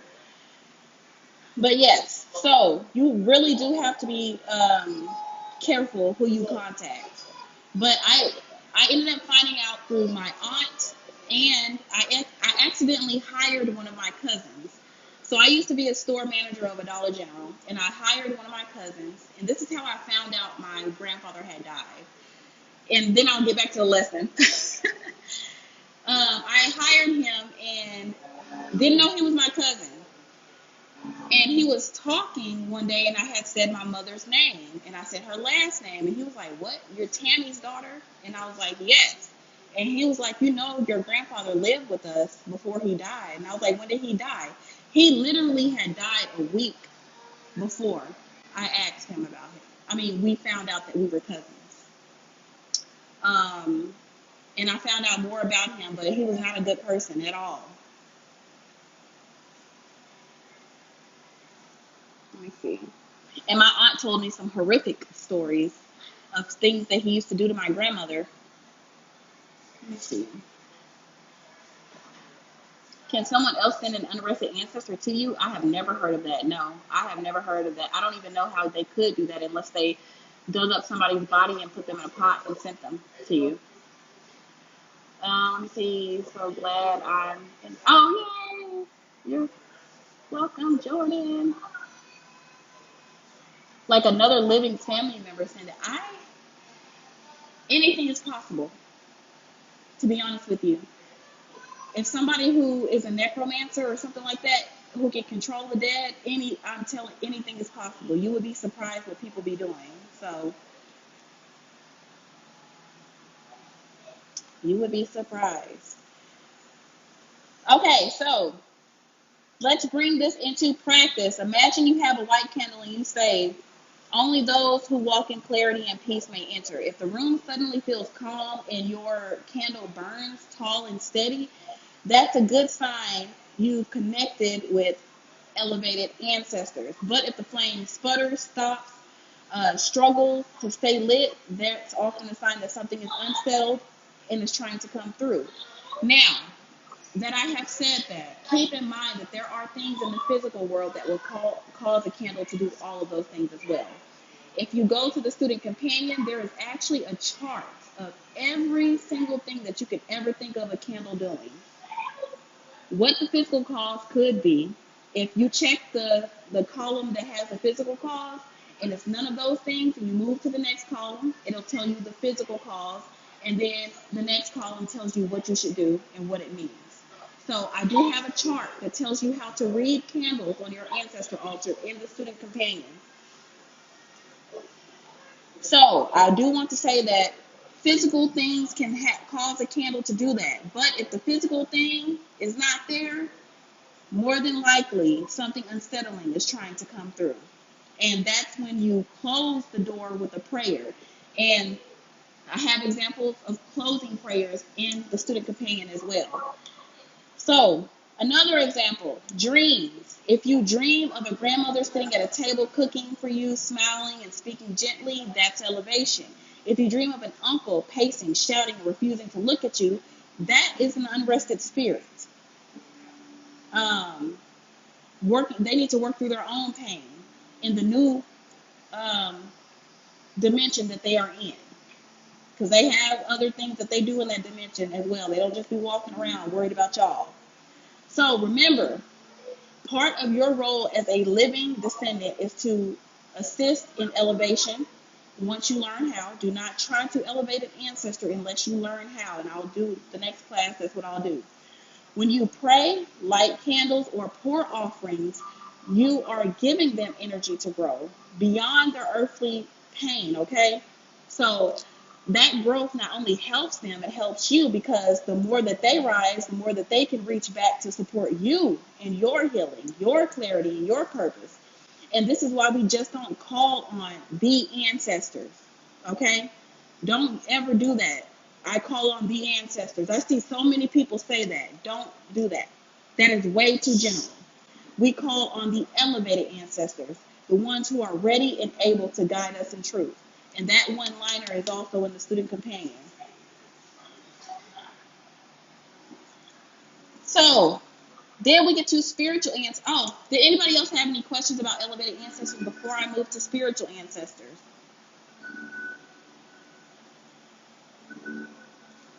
Do you believe in having an altar outdoors in nature? Yes, I have several outdoor altars, but none of them are for ancestors. They're for other other things that I'm not going to say on this live. But I've never heard of an ancestor altar being outside.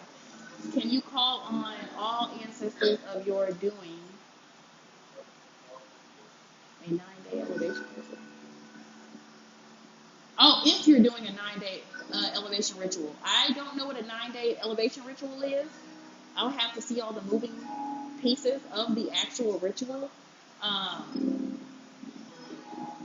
to know. And I would have to also know your spiritual knowledge and exactly. I need to know exactly what you're doing to answer that question. I'm sorry. So if you DM me and tell me, I will get with you and answer that question.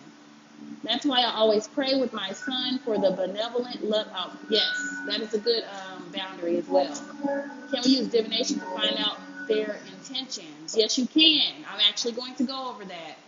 Yes, you can. When we get to the ancestral magical tools, I said magical, but magic tools, I will be talking about divination. You're welcome. Okay, so we're going to move to spiritual ancestors.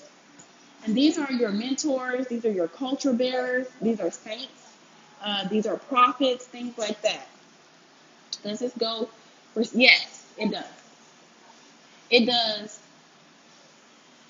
If I were you, I'm not sure what your belief system is, Lucy, but I would reach out to, if you are into Hoodoo, reach out to somebody who is an elder who is also a midwife.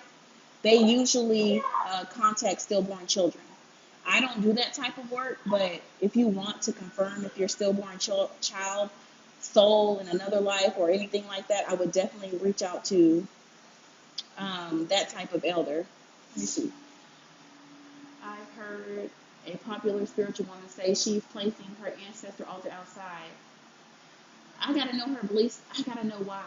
Like, if the reasoning makes sense, I'm cool with it. Because I don't judge people for their spiritual practices unless I know the why behind what they're doing. Let me see. And I still don't judge them. Then I'll still be quiet. I won't say anything. I'll be like, oh, okay.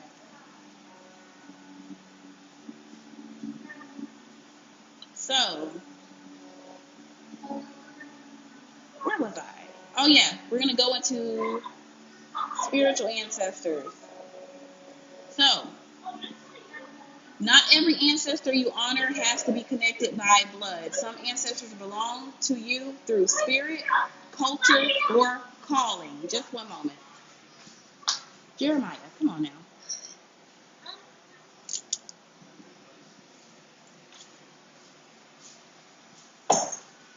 So, These are called spiritual ancestors, and they are just as real as the ones who share your DNA. Oh, yeah, that's your nephew causing a ruckus, as always. Usually I'll be in the other side of the house so y'all can't hear him, but he makes as much noise at home, but my office is separated from the house so y'all can't hear it. So we're going to start with,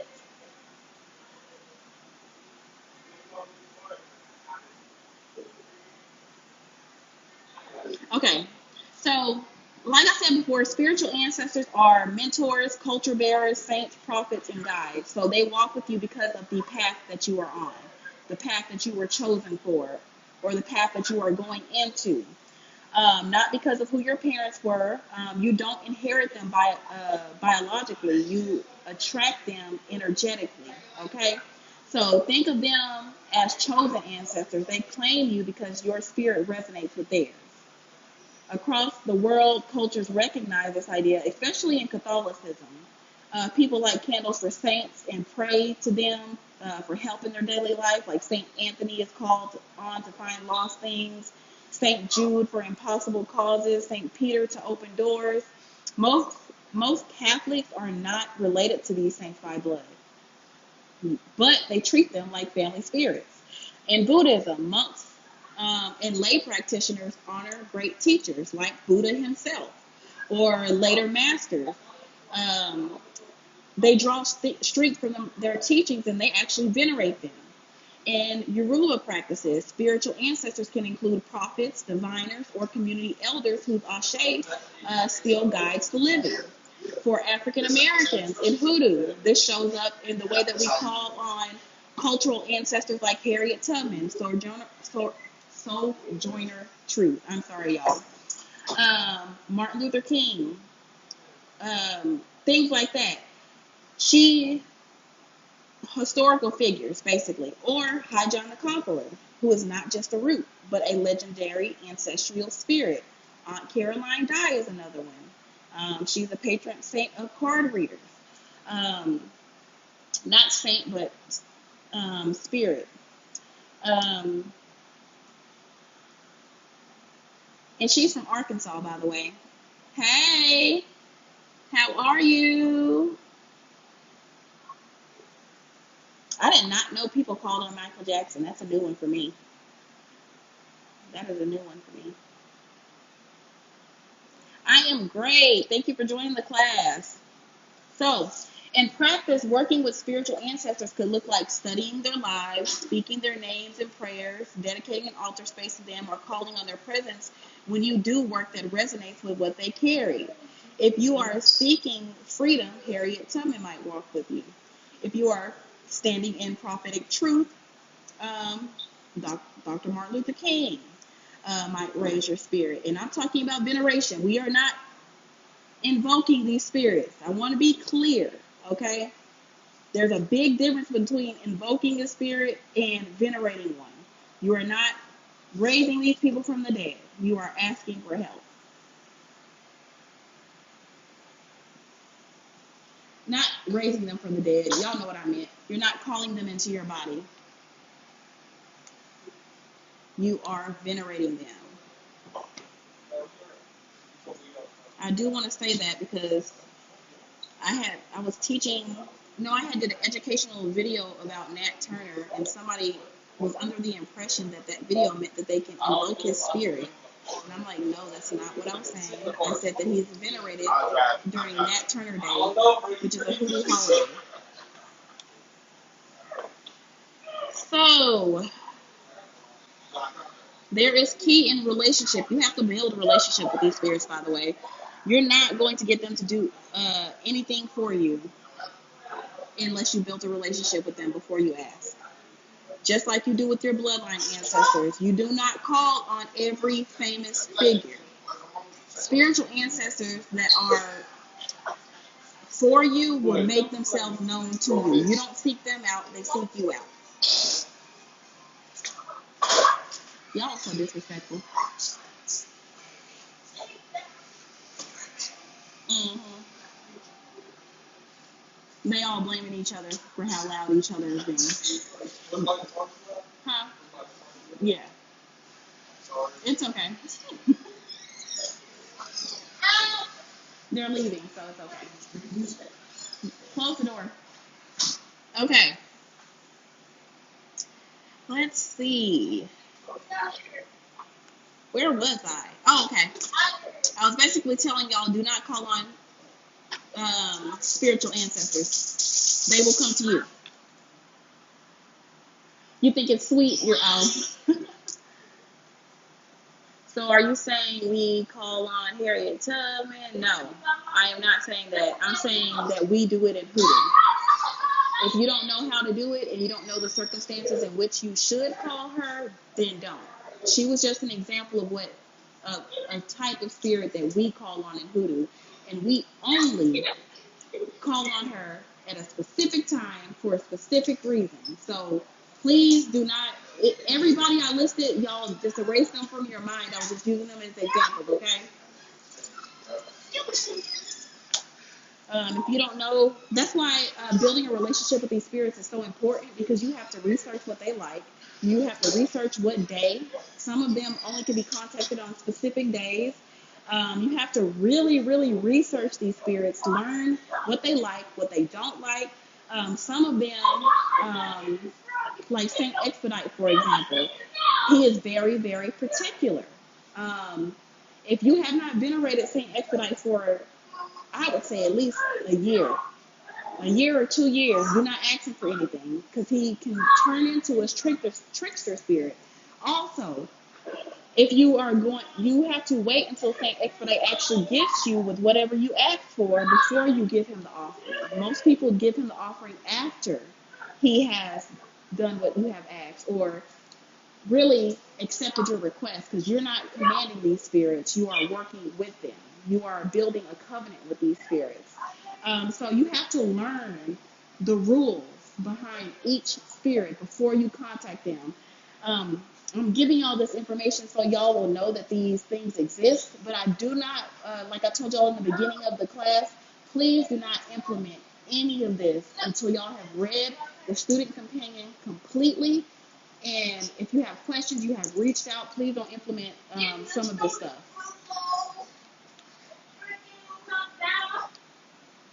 Okay, so let's get back to the lesson.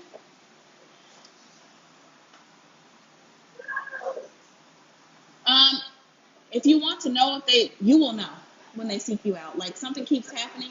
Like I'll tell you how I ran into Saint Expedite, because he is one of my spirits. Has been for maybe 6 or 7 years now. But people kept talking about him. I really wasn't into the whole saint thing at all. And this is how you know it was meant, because I do not venerate saints at all. I feel like that's Catholicism, something like, I just don't connect with saints. But for some reason, this saint kept being brought up. I kept seeing videos about him out of nowhere, and something ended up happening to where I needed his exact specialty, because you use him for something specific. And so I was like, okay, it must be a sign that he keeps popping up. Not only in physical, he pops up in the spiritual. So I was dreaming about him. And I was like, I am not attracted to saints. Why is the spirit continuing? For some reason, he likes me, like, a lot. Like, if you look at my Saint Expedite altar, the water has so many bubbles in it that you can barely see through the glass. And it's always like that. By the end of the week, you can barely see through the glass. So something in me resonates with him. And so I asked him for something. I got it the next day. Every single time I ask him for something, I literally get it the next day. That's how fast he works for me. So I knew, because I really didn't want to contact him, but he kept popping up in the physical and the spiritual. And we have been friends for 6 or 7 years now. You build a relationship with these spirits. So, and I rarely ask him for anything, by the way, y'all. I don't I feel like you need to do stuff yourself. Don't depend on spirits. Don't always, you know, this life is for you to live, not for these spirits to live. Yes, they can guide you and help you out, but do not lean and depend on them because that's not what they're for.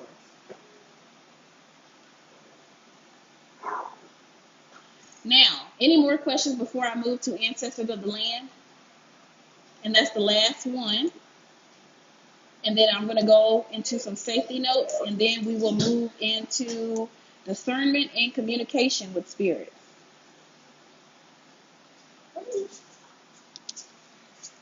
They're gone. I think they went to go get something to eat. Y'all go in the room and close the door.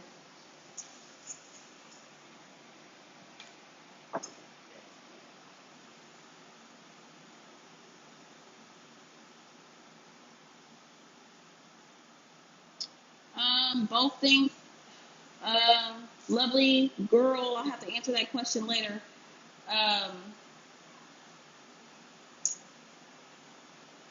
No, they are not fashion prima donna.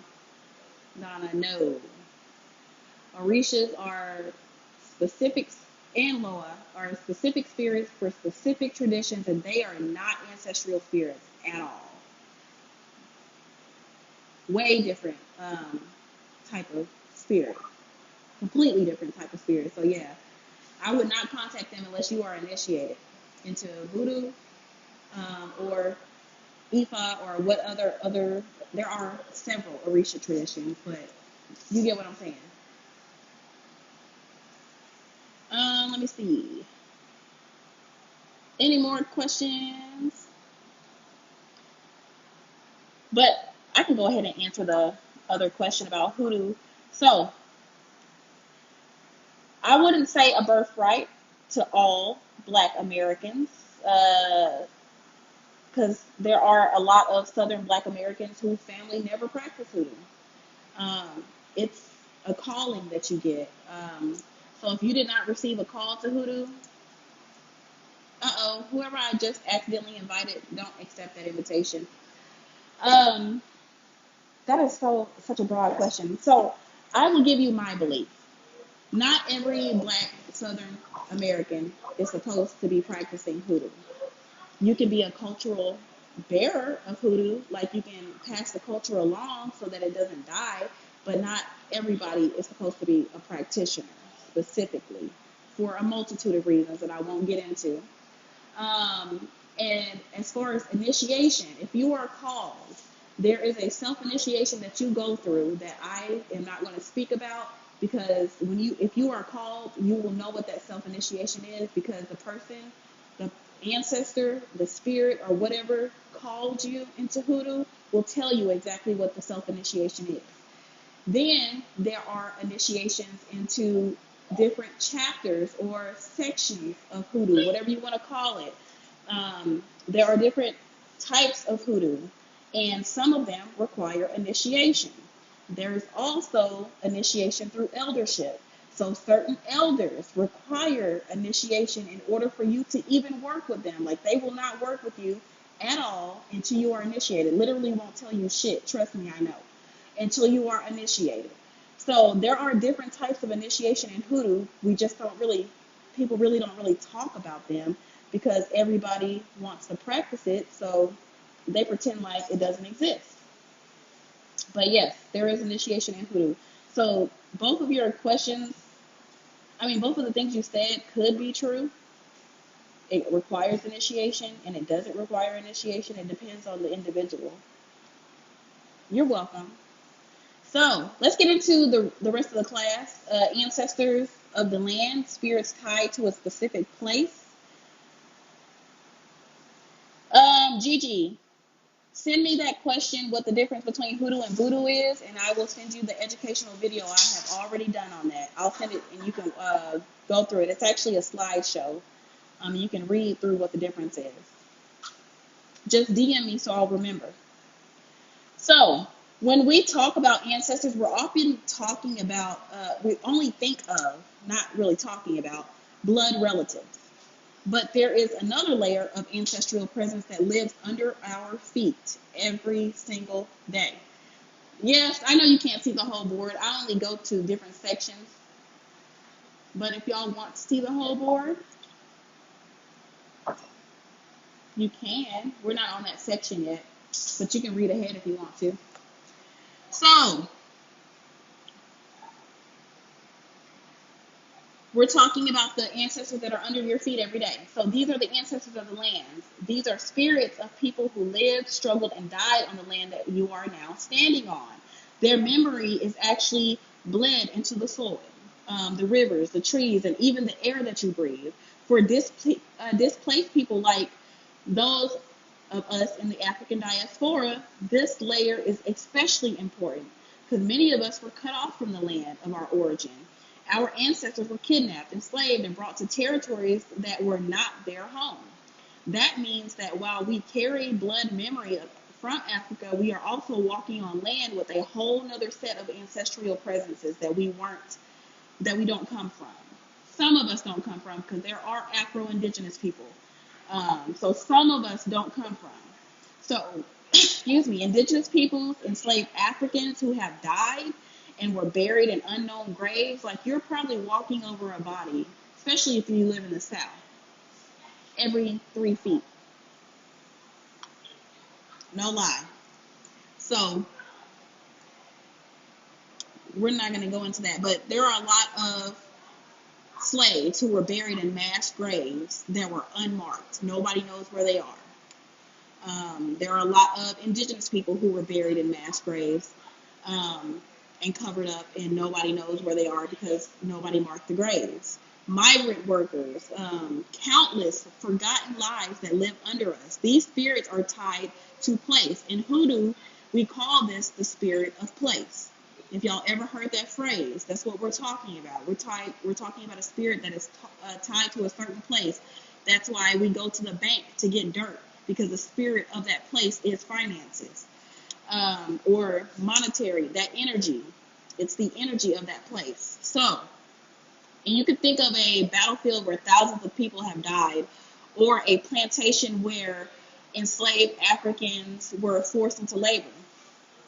The energy of that suffering does not just disappear. It lingers. It imprints the land. The same is true for joyful places like community grounds where people gather for music, storytelling, ritual. Land holds memory just like DNA. And that is why indigenous people of America are so protective of their land, because they know what is there. In African traditions, and even in Hoodoo practitioners often make offerings not just to their own bloodline, but to the spirits of the land that they live on. We actually do this a lot. When we move into a new place, we give homage to these spirits of that land because we don't know who is buried under that house that we just moved into. This is not about claiming those ancestors as our own. We are just acknowledging that we know that they are there. It's about saying, I see you, I honor this land that holds your memory, and I ask permission to work here, to live here in peace. Ignoring the ancestors of the land can create imbalance. Imagine trying to plant a garden without checking if the soil is poisoned. It's the same thing. Lord, I almost ran up out of here, y'all. A cricket just flew on my damn chest. I guess it came in when they opened the door. When I tell y'all was about to see a fit, but it's gone now. About to knock all this shit over. Now, oh my God, it's still flying around. Okay. Now, these spirits are tied to the place. I forgot where I was. Okay, I remember now. So, I was telling y'all that ignoring these ancestors can lead to imbalance. And I was basically giving you the analogy of starting a garden in poisoned soil. It's the same thing. So, if you work magic on a land full of unrested spirits without acknowledging them, your results are going to be blocked, distorted, or your house is going to be haunted by the end of the day.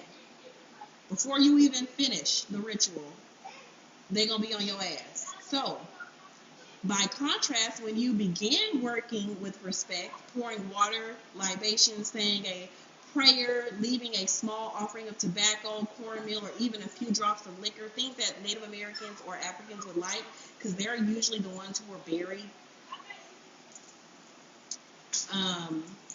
in unmarked graves everywhere. When you give them things like that, the land becomes an ally instead of a barrier.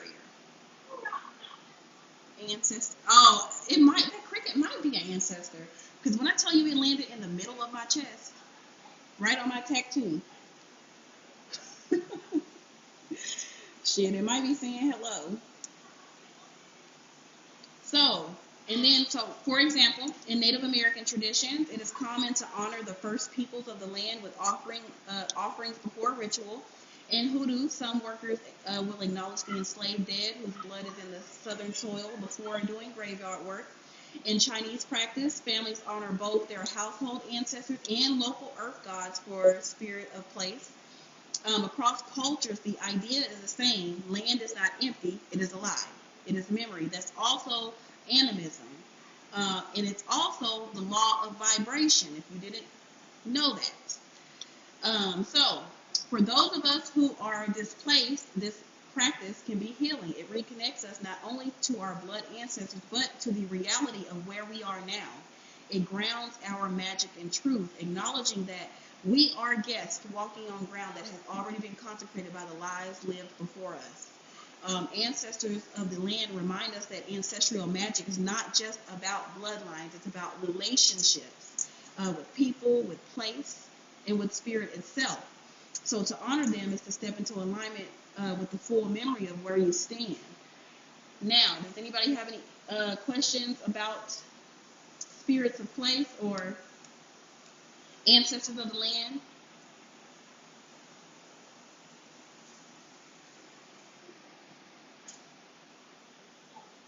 Cricket is abundance.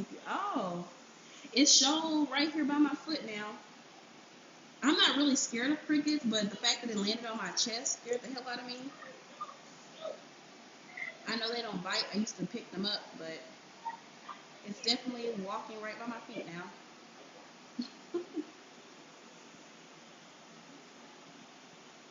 Oh no, I don't. Yeah, I don't kill insects like that. That's a lie. I kill spiders, but that's because they bite and they can kill you, especially the ones in Arkansas.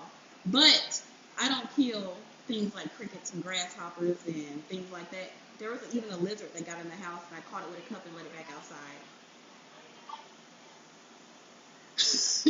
Crickets look like roaches to you.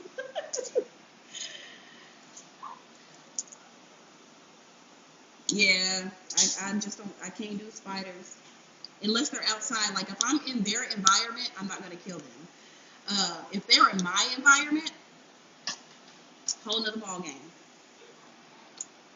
I am. Oh yeah, roaches too, but I don't see them too often. So now these big ass water bugs, I kill them too. I forget about them, especially because you know I live in the woods. So giant water bugs, I do be killing them because they can fly, and sometimes they get in the house.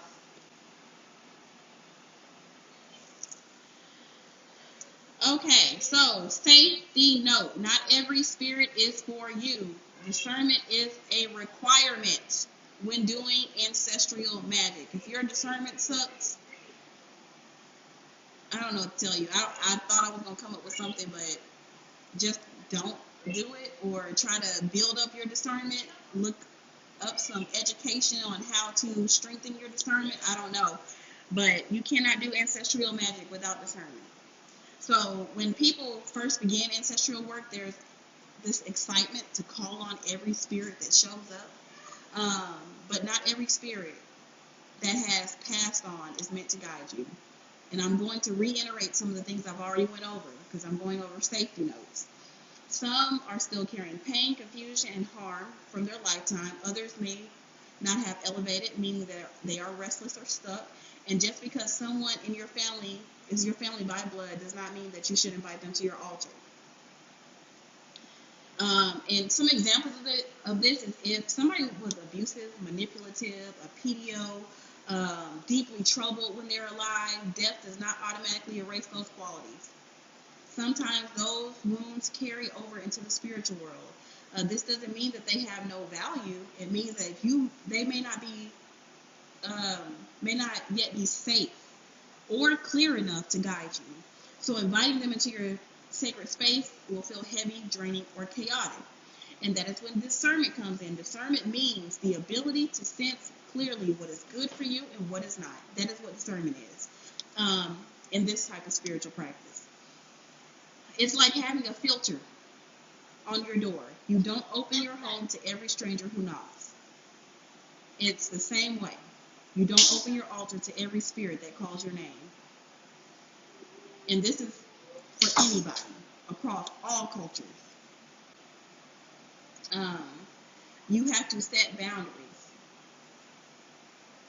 And I teach y'all how to do that in Student Companion. So, discernment is not about fear, it's about clarity. It keeps your altar from becoming a revolving door of unresolved energies. It teaches you to listen to your intuition, to notice signs, and to test the spirits that appear. Ancestor work is powerful, but only when it's done with boundaries. Remember, your altar is not just a place of remembrance, it's also a place of protection. And you are allowed to say no to spirits. You do not have to say yes to spirits, because they will trick you. No pictures of past abusive ancestors in the house? I wouldn't say in the house. If you want them in the house, you can. But it's a big difference when you put a picture of somebody at a sacred space that is also a portal. Your altar becomes a portal once you activate it. So I wouldn't put them on the altar, but they can be in your house.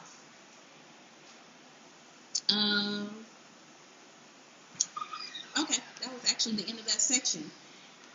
Anybody have any questions before we move to discernment? And discernment and communication is extremely short. And then we're going to move into the tools of Ancestral Magick.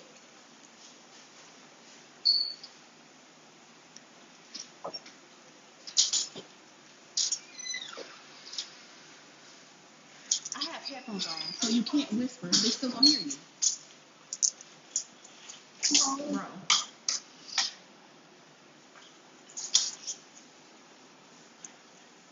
Text it to me. Wait. What do you mean no pictures of grandma on your altar? I'm confused. Join the circle. Okay, so discernment and communication. If there is one skill that will protect and strengthen your ancestral practices, discernment. I already went over that. So once you actually set the boundary and you have discernment, communication is the next step.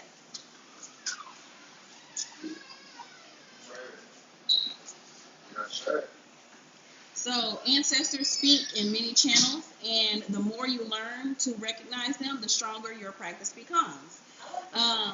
They might come through signs like smelling tobacco smoke when there is no smoke. Like you start smelling tobacco, but there is no tobacco anywhere around you. Trying to think of another example. You might start having a taste for something that you do not like, but for some reason you actually got a taste for it, and then you remember this one ancestor that was their favorite food. Things like that. They might come through dreams. That's another one. Showing up as a grandmother you never met, but instantly recognized. My bad. I am distracted, y'all. Okay. So, they might reveal themselves through divination, a card pull, a pendulum swing, or a verse in the Bible that jumps out at you.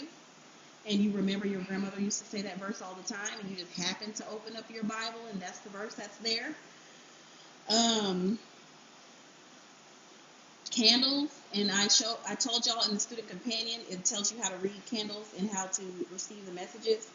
A steady flame often signals clarity, while a flickering or a popping flame might signal turbulence. It also can signal a message that cannot come through, like your ancestors are trying to tell you something that you need to know, but for some reason you're not getting the message. They'll start crackling and popping the candle. And your body itself becomes a channel as well. So chills down your spine, sudden tears, a sense of warmth. I told you in your chest is usually where it comes. The key is to discern.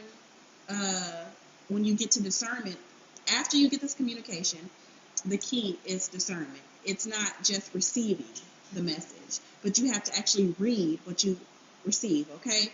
So clarity and peace are signs you are aligned with elevated spirits. Confusion, heaviness, or fear are red flags that you might be dealing with an unrested or misaligned energy.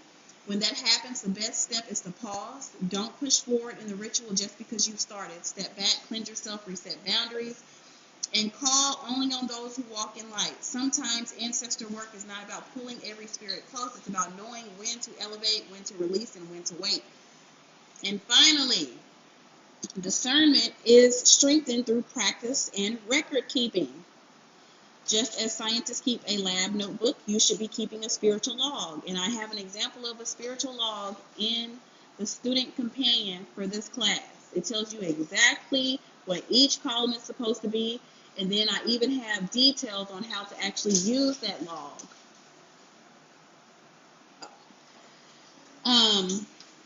Under the log as well. And I'm going to go over all of those because it looks like we are going to have time to go over the student companion because we're almost done with this class. But write down your dreams, the way candles behave, the feelings that you have after a prayer, and the results of your petition. Over time, you're going to see patterns, trust me. Maybe you notice that every time you offer coffee, a certain ancestor shows up in your dreams. Maybe you notice that certain days bring heavier energy than others. These patterns will help you learn the language of your lineage, and it will help you learn discernment. Discernment and communication are not one-time lessons. They are ongoing practices that deepen the relationship between you and your ancestors. The more you practice, the more fluent you will become in their language, and the safer and more powerful your ancestral work will be. Now, when we get to the tools of ancestral magic, thank you so much, Stephanie. I'm gonna have to make you a mod too. So tools are not the power, you are. But tools give you the power, give your power a place to land. I say that phrase a lot as well in almost every class where I have to talk about tools in the spiritual trade. But tools don't give you power, they give your power a place to land. You are your power. So they act as a bridge between the physical world and the spiritual realm, giving your ancestors something tangible to connect with. Remember, I told you, you always have to have spiritual and physical elements, or you won't have balance. Think of tools as sacred technologies. They are practices your people have used for centuries to communicate with the unseen. Each tool has its own function, but all of them work together to keep the line between you and your ancestors open. The first type of tool, and the most used tool, is the altar. A clean, intentional meeting place is what an altar is. Your altar is the foundation of ancestral work. Spiritually, it is the table where you and your ancestors meet. It does not have to be fancy. You can have a candle. You don't even need a candle. We're going to erase the candle. You can have a glass of water and your voice. That is all you need to create an altar.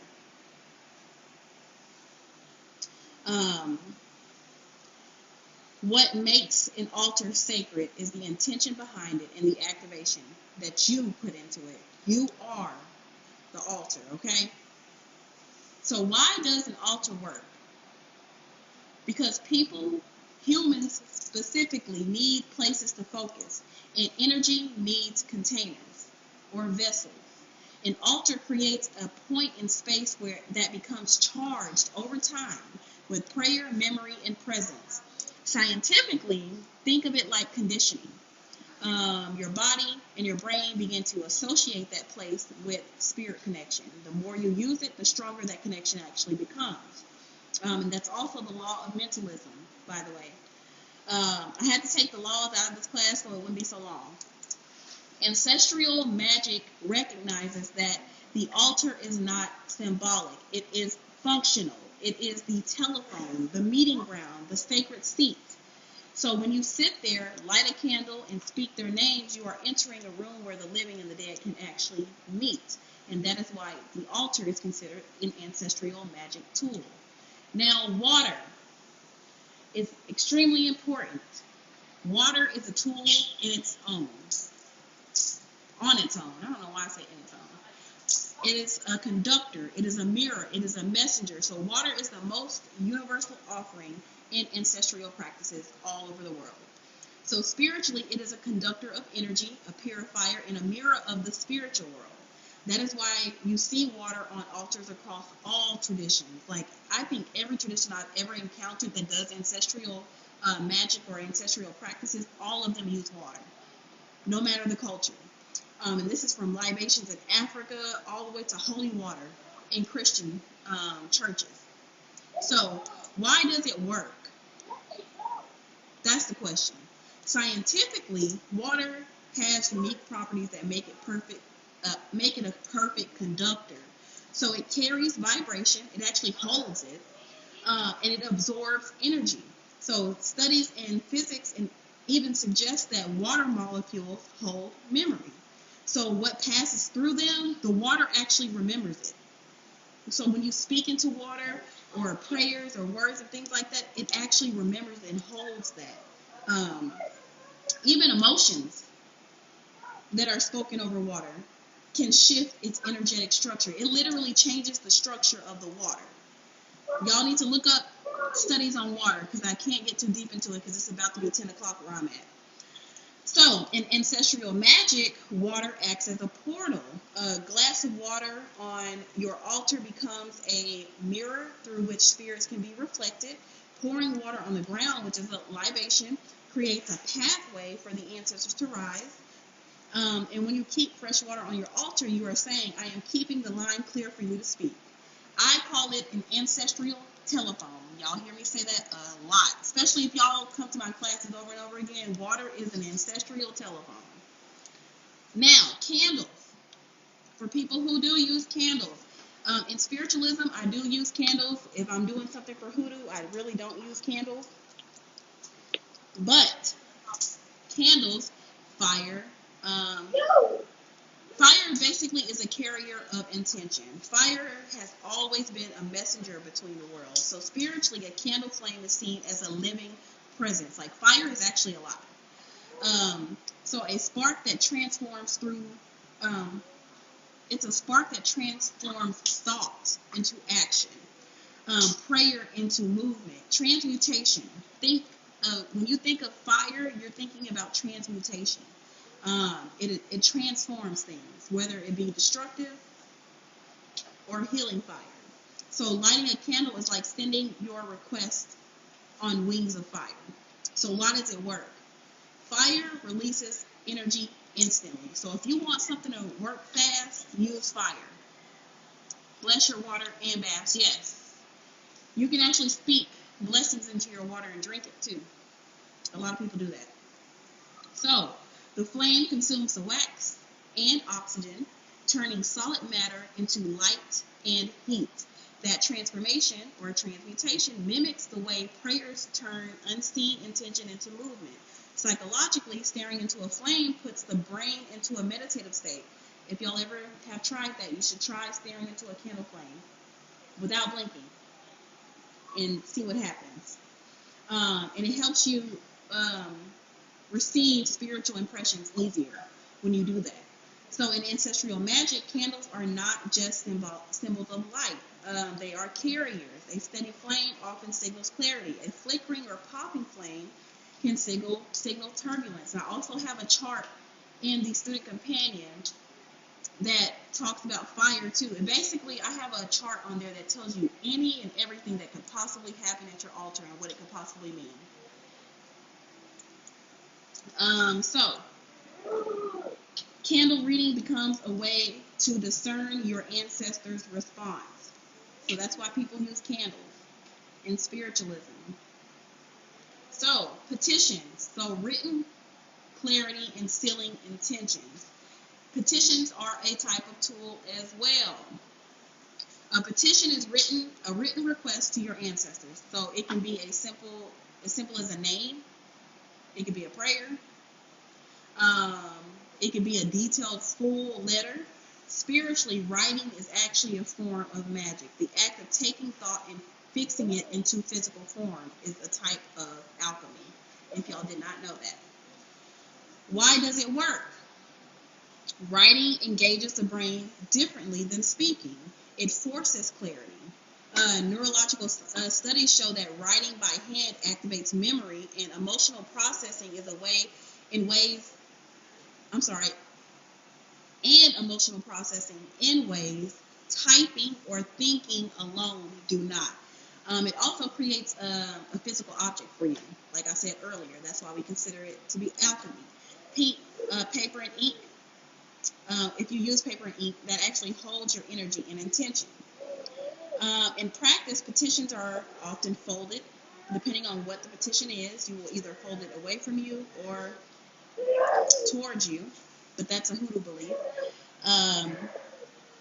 Some people place them on candles, some people place them inside of Bibles, some people put them beneath water. If you have the dissolvable petitions, because you know they have dissolvable paper now, you can put them in water and it will dissolve. You can set them on fire. There's so much that you can do with a petition, depending on what you're trying to do. This placement seals the request, anchoring it in a spiritual act. In Ancestral Magick, petition acts like contracts. It's a spiritual contract. Words carried across the veil in a form the ancestors can actually receive. And then when we get to heirlooms and soil, Jeremiah, what's wrong with you?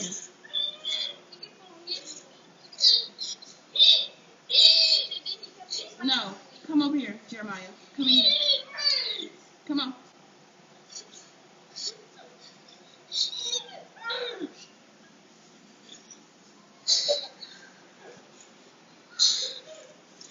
It's okay. Here, you can sit in here with me.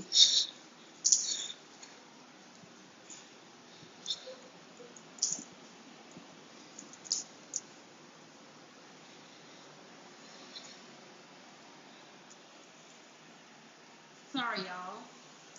I'm almost done. So, heirlooms and soil. This is anchoring lineage and place into memory. So, objects carry energy. This is the law of vibration. It's also animism. An heirloom, and if you don't know what that is like something that belongs to the family. It could be a Bible, like a family Bible, a piece of jewelry that has been passed down, a pot, dishes, because some people pass down cooking pots and tools and things like that.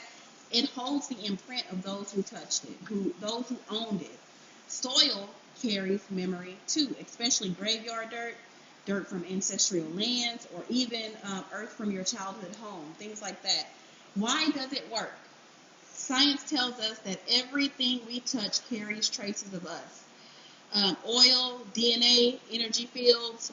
Spiritually, those traces act as signatures. An object your grandmother used holds her ashe, her spiritual charge. But when you use them on your altar, it actually anchors them to place. Soil from a burial ground holds memory from the person who was buried there. In Ancestral Magick, using heirlooms or soil roots your work in real memory. It tells the ancestors, I remember, I carry you here. These items act like anchors. They keep the spiritual connection tangible and strong. A lot of people, if you get one of your ancestors gets cremated or things like that, a lot of people use ashes too. I didn't put that in the lesson, but that's something that a lot of people use. Another popular tool. Now, the last tool that I'm going to go over is dream journals, building evidence and recognizing patterns. I record everything, y'all. I have so many notes in my iCloud. You will not believe. If I showed you, you would not believe. I record everything, and dreams is one of the things that I always record. You were just going to ask about what? I missed it. The dream journal. So, dreams are one of the most common ways ancestors communicate, but dreams are slippery. Most people forget them within minutes of waking up. Keeping a dream journal is not just a suggestion, it's a tool of practice. And you keep it by your bed, or if you use your phone for your dream journal, like you get up and you talk into your phone, have it by your bed, because dreams will, if you are not gifted, like if you're not a dream walker, if you're not a divinationist that does receive premonitions and things from your dreams, more than likely you forget your dreams. I don't forget mine unless it's been a couple of days or something like that, but a lot of people forget them as soon as they wake up. So you have to be quick and say to your phone or write down exactly what you remember in that moment. So, why does it work? Writing dreams trains the brain to actually remember them. And you'll start to see this. The more that you write down your dreams, the more that you'll remember. And when you write down 10 dreams and realize your grandmother shows up in all of them, and maybe water is present, that is a message. When you see repeated numbers, animals, or names, that's communication. So tracking it makes it the invisible visible, teaching you, basically teaching you the language of your ancestors. And when you use all these tools together, they actually create a system. The altar gathers the energy. The water carries the energy. Fire transforms the energy. Writing fixes the energy into the physical. Heirlooms anchor the energy, and dreams reveal. None of them are empty rituals. Each one of them have a specific spiritual and scientific function. And this is why our ancestors have survived. Their beliefs have survived across cultures and generations because of rituals and tools like this. And this is why, this is also why we use these in spiritualism practices or ancestral practices, depending on what your belief system is. So, now I'm going to go over my formula that you'll see in the middle. Anybody have any questions? Oh, repeat. Which part? The last part? Keep in mind, all of this stuff is in the student companion.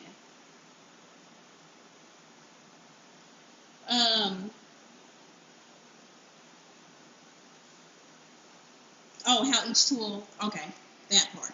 So, the altar gathers the energy, and keep in mind, this is in the student companion. The altar gathers the energy, the water carries it, the fire transforms it, writing fixes it, heirlooms anchor it, and the dreams reveal it.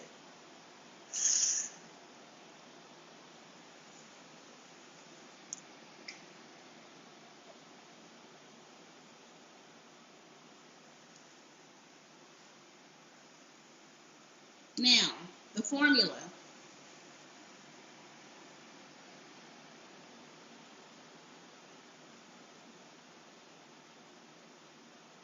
Are you talking about me? If you're talking about me, I have not seen your question. I'm teaching. So,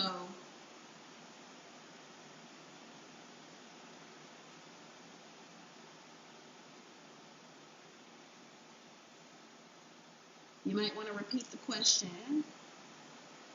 Do I have any moderators in here? Because usually if somebody asks the same question more than once, they pin it.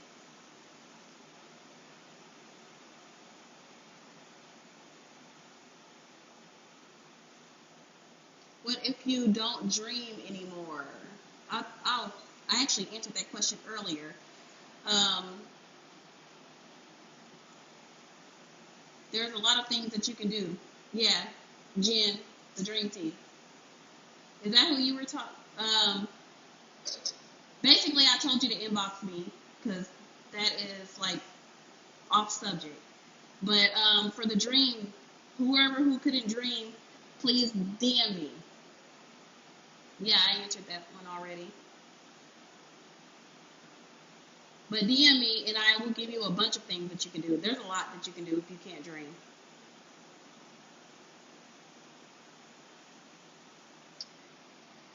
Okay. Now the formula: work equals intention plus ashe plus activation. Y'all probably already, if you haven't been to my class already, I did before. This is basically a formula I came up with to explain why magic works.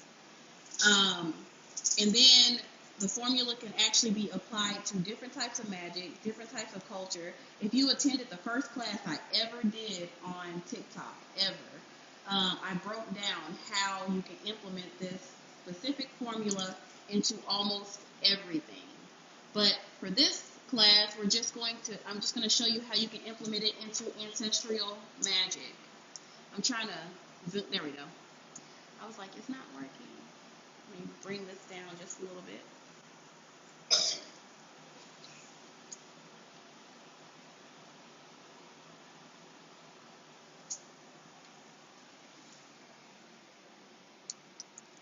So, this is actually the heart of the class and the bridge between science and spirit. So when I say work, for all of you who don't know, I'm talking about moving energy.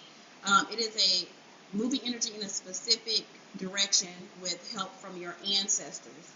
And that's what work means for ancestral magic specifically. The formula is simple on the surface, but each piece does something very precise inside of your body, your mind, and your altar. We're going to first define work. So in physics, work is force, moving something across a distance. In ancestral magic, work is focused intention, moving reality from the way it is towards the way it should be. So work is actually the end result. That's why I say equals work. It is the actual manifestation of what you're trying to get to. That is work. So work equals intention plus ashe plus activation. If you want to like use scientific language, you would call this the shifting.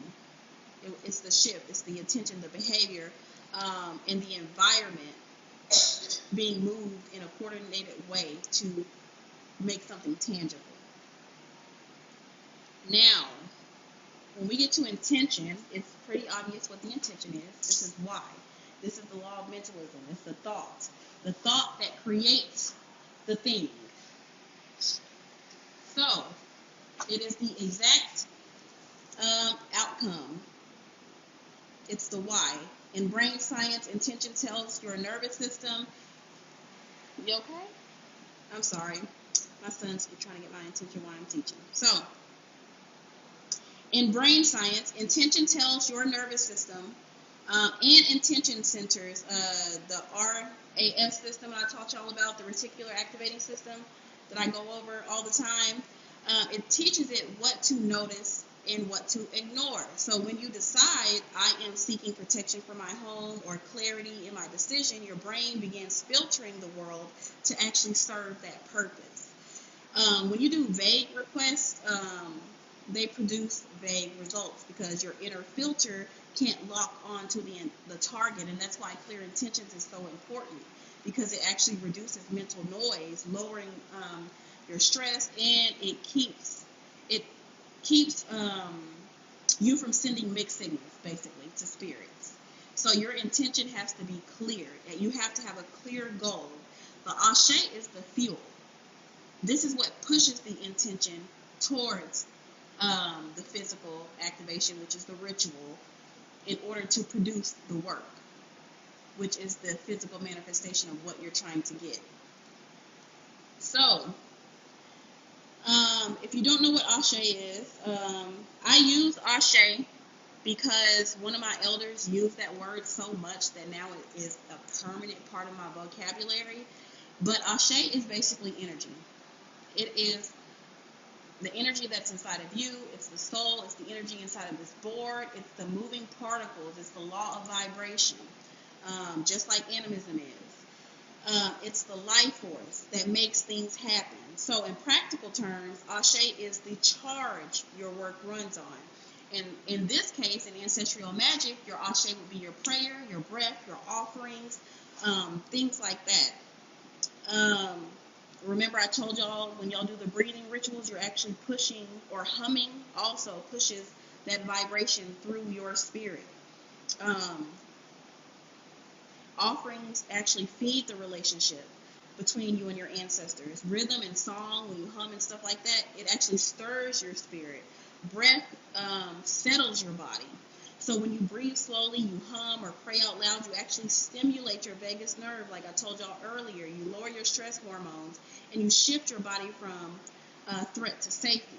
And a safe, regulated body carries more Ashe than a frantic one. So when your behavior aligns with your prayer, which is telling the truth, keeping boundaries, and showing gratitude, you stop leaking power through conflict and shame.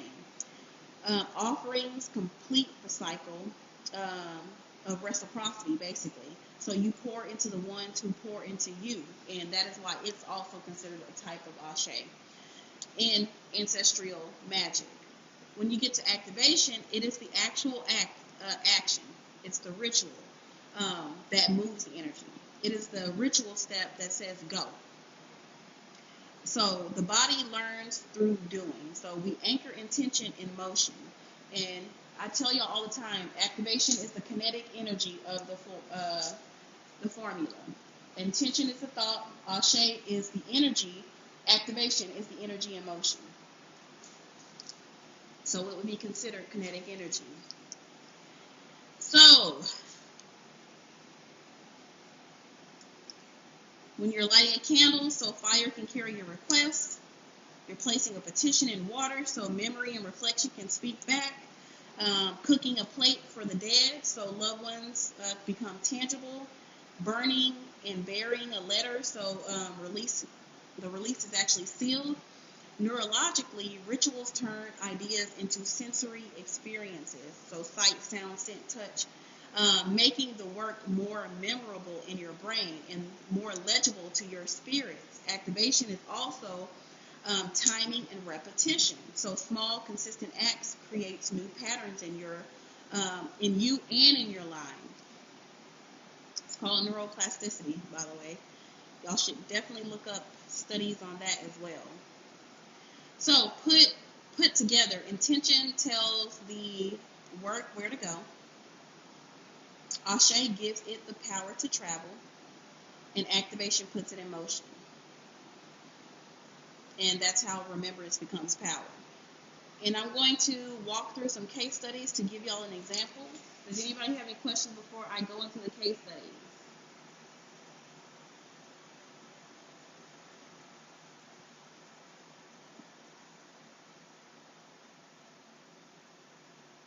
Okay.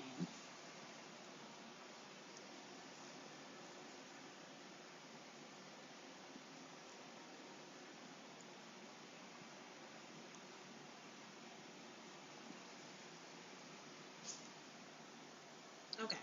So, let's say protection with clarity and boundaries. So, to begin with, so basically you're asking for protection. That's what this case study is about. And I have, in the student companion, I have case studies that are way more detailed than the ones that I'm about to give y'all now. I told y'all I had to shorten this class significantly. So I also had to I actually had to make new case studies because the other ones were way too long to go through. But they are on the student companion. I think it's the last section of the student companion, actually. So, you're going to begin with intention. You're going to say it out loud. calmly and plainly. Remember, your voice, when you ask for something, you have to speak with authority. So, what protection means right now? And be very specific. Say, I am setting protection over my home, my body, and my decisions. I am asking for clarity about who and what belongs here. That is very specific. She's asking for protection over her home, her body, and her decisions. And she's also asking for clarity about who and what belongs here. More than likely, somebody is at her house who she really wants to be gone, but she don't even know if she wants him to leave for real. So that's what the prayer is about. She's speaking this out loud frames the goal for your mind and your spirits, whatever spirits you are talking to during your ancestral magic or your ritual. So, how are you going to build the ashe around this? She's going to build the ashe by regulating her body.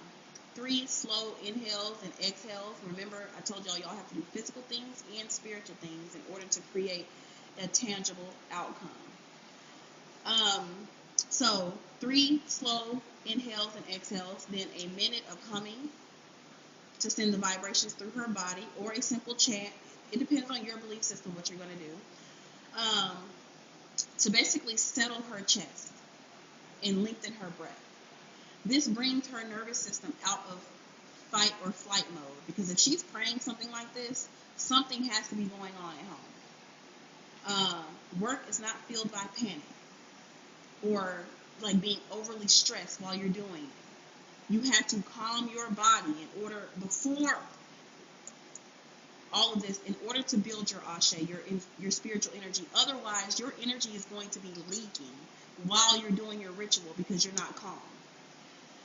Then you're going to offer a glass of water, or she offered a glass of water to her elevated ancestors, and she did a simple thank you. That is reciprocity, strengthening the bond, and it's also considered a part of the ashe aspect. So how is she going to activate this? She's going to activate it with fire and placement. So she's going to dress a white or blue candle, because blue is very good for clarity. Place her intentions beneath it and set a glass of water beside it as a mirror and a messenger. As the flame burns, her intentions will naturally steady. Her brain will shift towards a focused, prayerful state. And this is when you gaze into the flame. If you have never did that before, it actually sends you into a meditative state if you do it correctly. So you can look up YouTube videos on how to do that. But when she's in a prayerful state or a meditative state, it makes it easier for her to be able to notice helpful signs and resist, spiraling out with her emotions.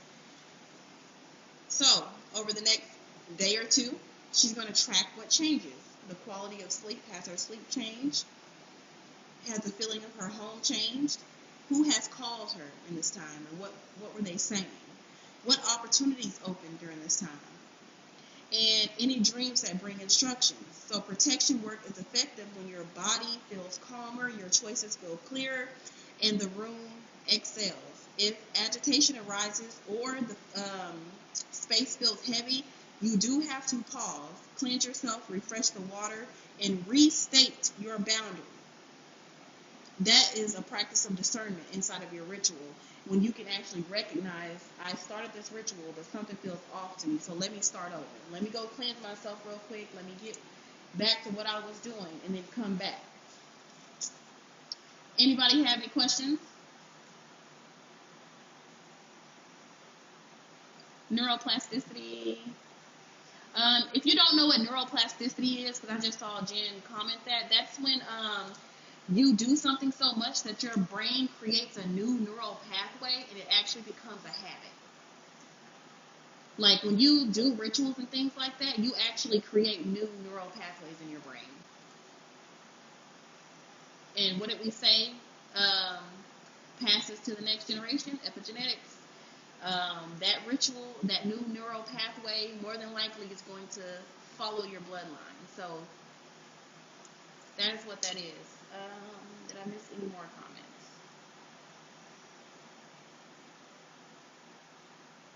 Hey, I didn't even know Lene made it. Hey, Lene.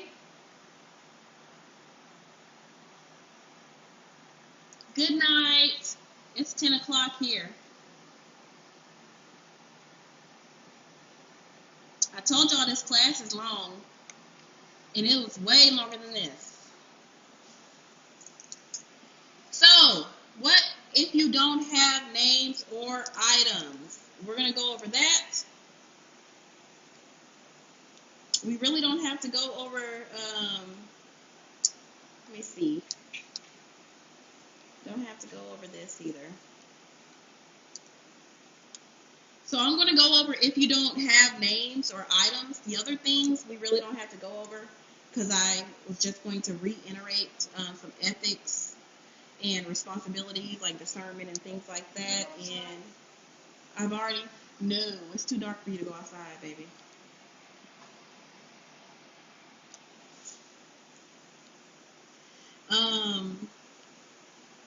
And then the other one is integration and aftercare, which is already in the student companion, so we don't have to go over that because it is late, and I know y'all want me to go over the student companion because it's so much. And I'm going to walk you through what everything is. So, if you don't have names or items, because this is one of the biggest worries that I run into with people, I don't have their names, I don't have photos, I don't have heirlooms, I don't even have a clear memory of who my people are. And that's, unfortunately, a lot of us in the black community because we come from displacement. So when you don't have names or heirlooms and you can begin with what is universal. Breath, water, and a prayer. Breath is your first offering because it proves that you are alive, carrying the memory forward. Water is the clearest conductor, a way to open up the line, the spiritual telephone. Place a glass of clean water on a simple surface. Take 3 slow breaths and say in your own words, I honor my ancestors, known and unknown. I welcome only those elevated in light, and I will remember, and I am willing to remember. And that is enough to just begin. Like I told y'all, there's a whole manual in the student companion specifically for people who don't have names or items of their ancestors. And it goes into detail, and it has a lot of charts and a lot of tables to help you to retain the information easier. So from there, your ancestors will begin to introduce themselves. They may not appear with full names right away. Instead, they'll start sending like signs and fragments, a dream of a woman cooking a dish you've never seen before, a repeated name that keeps showing up in conversations or on TV, a song or a hymn that stirs you so deeply, a sudden fascination with a place or a culture that you have never studied, but you can't ignore it and it keeps coming up. These are not accidents. These are actually beginnings of a relationship. When you meet you can think about it like this too. When you meet a stranger, you don't always learn their whole story in the first 5 minutes. Trust builds over time. The same is true with your unknown ancestors. As you keep offering water, breath, and prayer, they will keep offering signs until the relationship has formed. Some students have told me before that after a few months of doing the practice that I do have in the student companion, an elder in the family suddenly remembered a forgotten name. That actually happened. And then one time, one of my students had a dream that revealed an exact town that their people came from. Found out that that's actually the town that her people came from, and ended up finding her people. So, spirit will fill in the gaps when you are consistent. It is also important to know that willingness itself is the first tool. You don't need a full altar. You don't need a family tree or DNA results to start. What matters most is your openness and your respect, and also your boundaries. That's important. And that is why ancestral magic is not reserved for those with archives or heirlooms. The practice itself rebuilds what history tried to erase, especially in the black community. So every prayer, every glass of water, every dream recorded is an act of restoration. Your altar, no matter how small, becomes a doorway for the unnamed and the forgotten.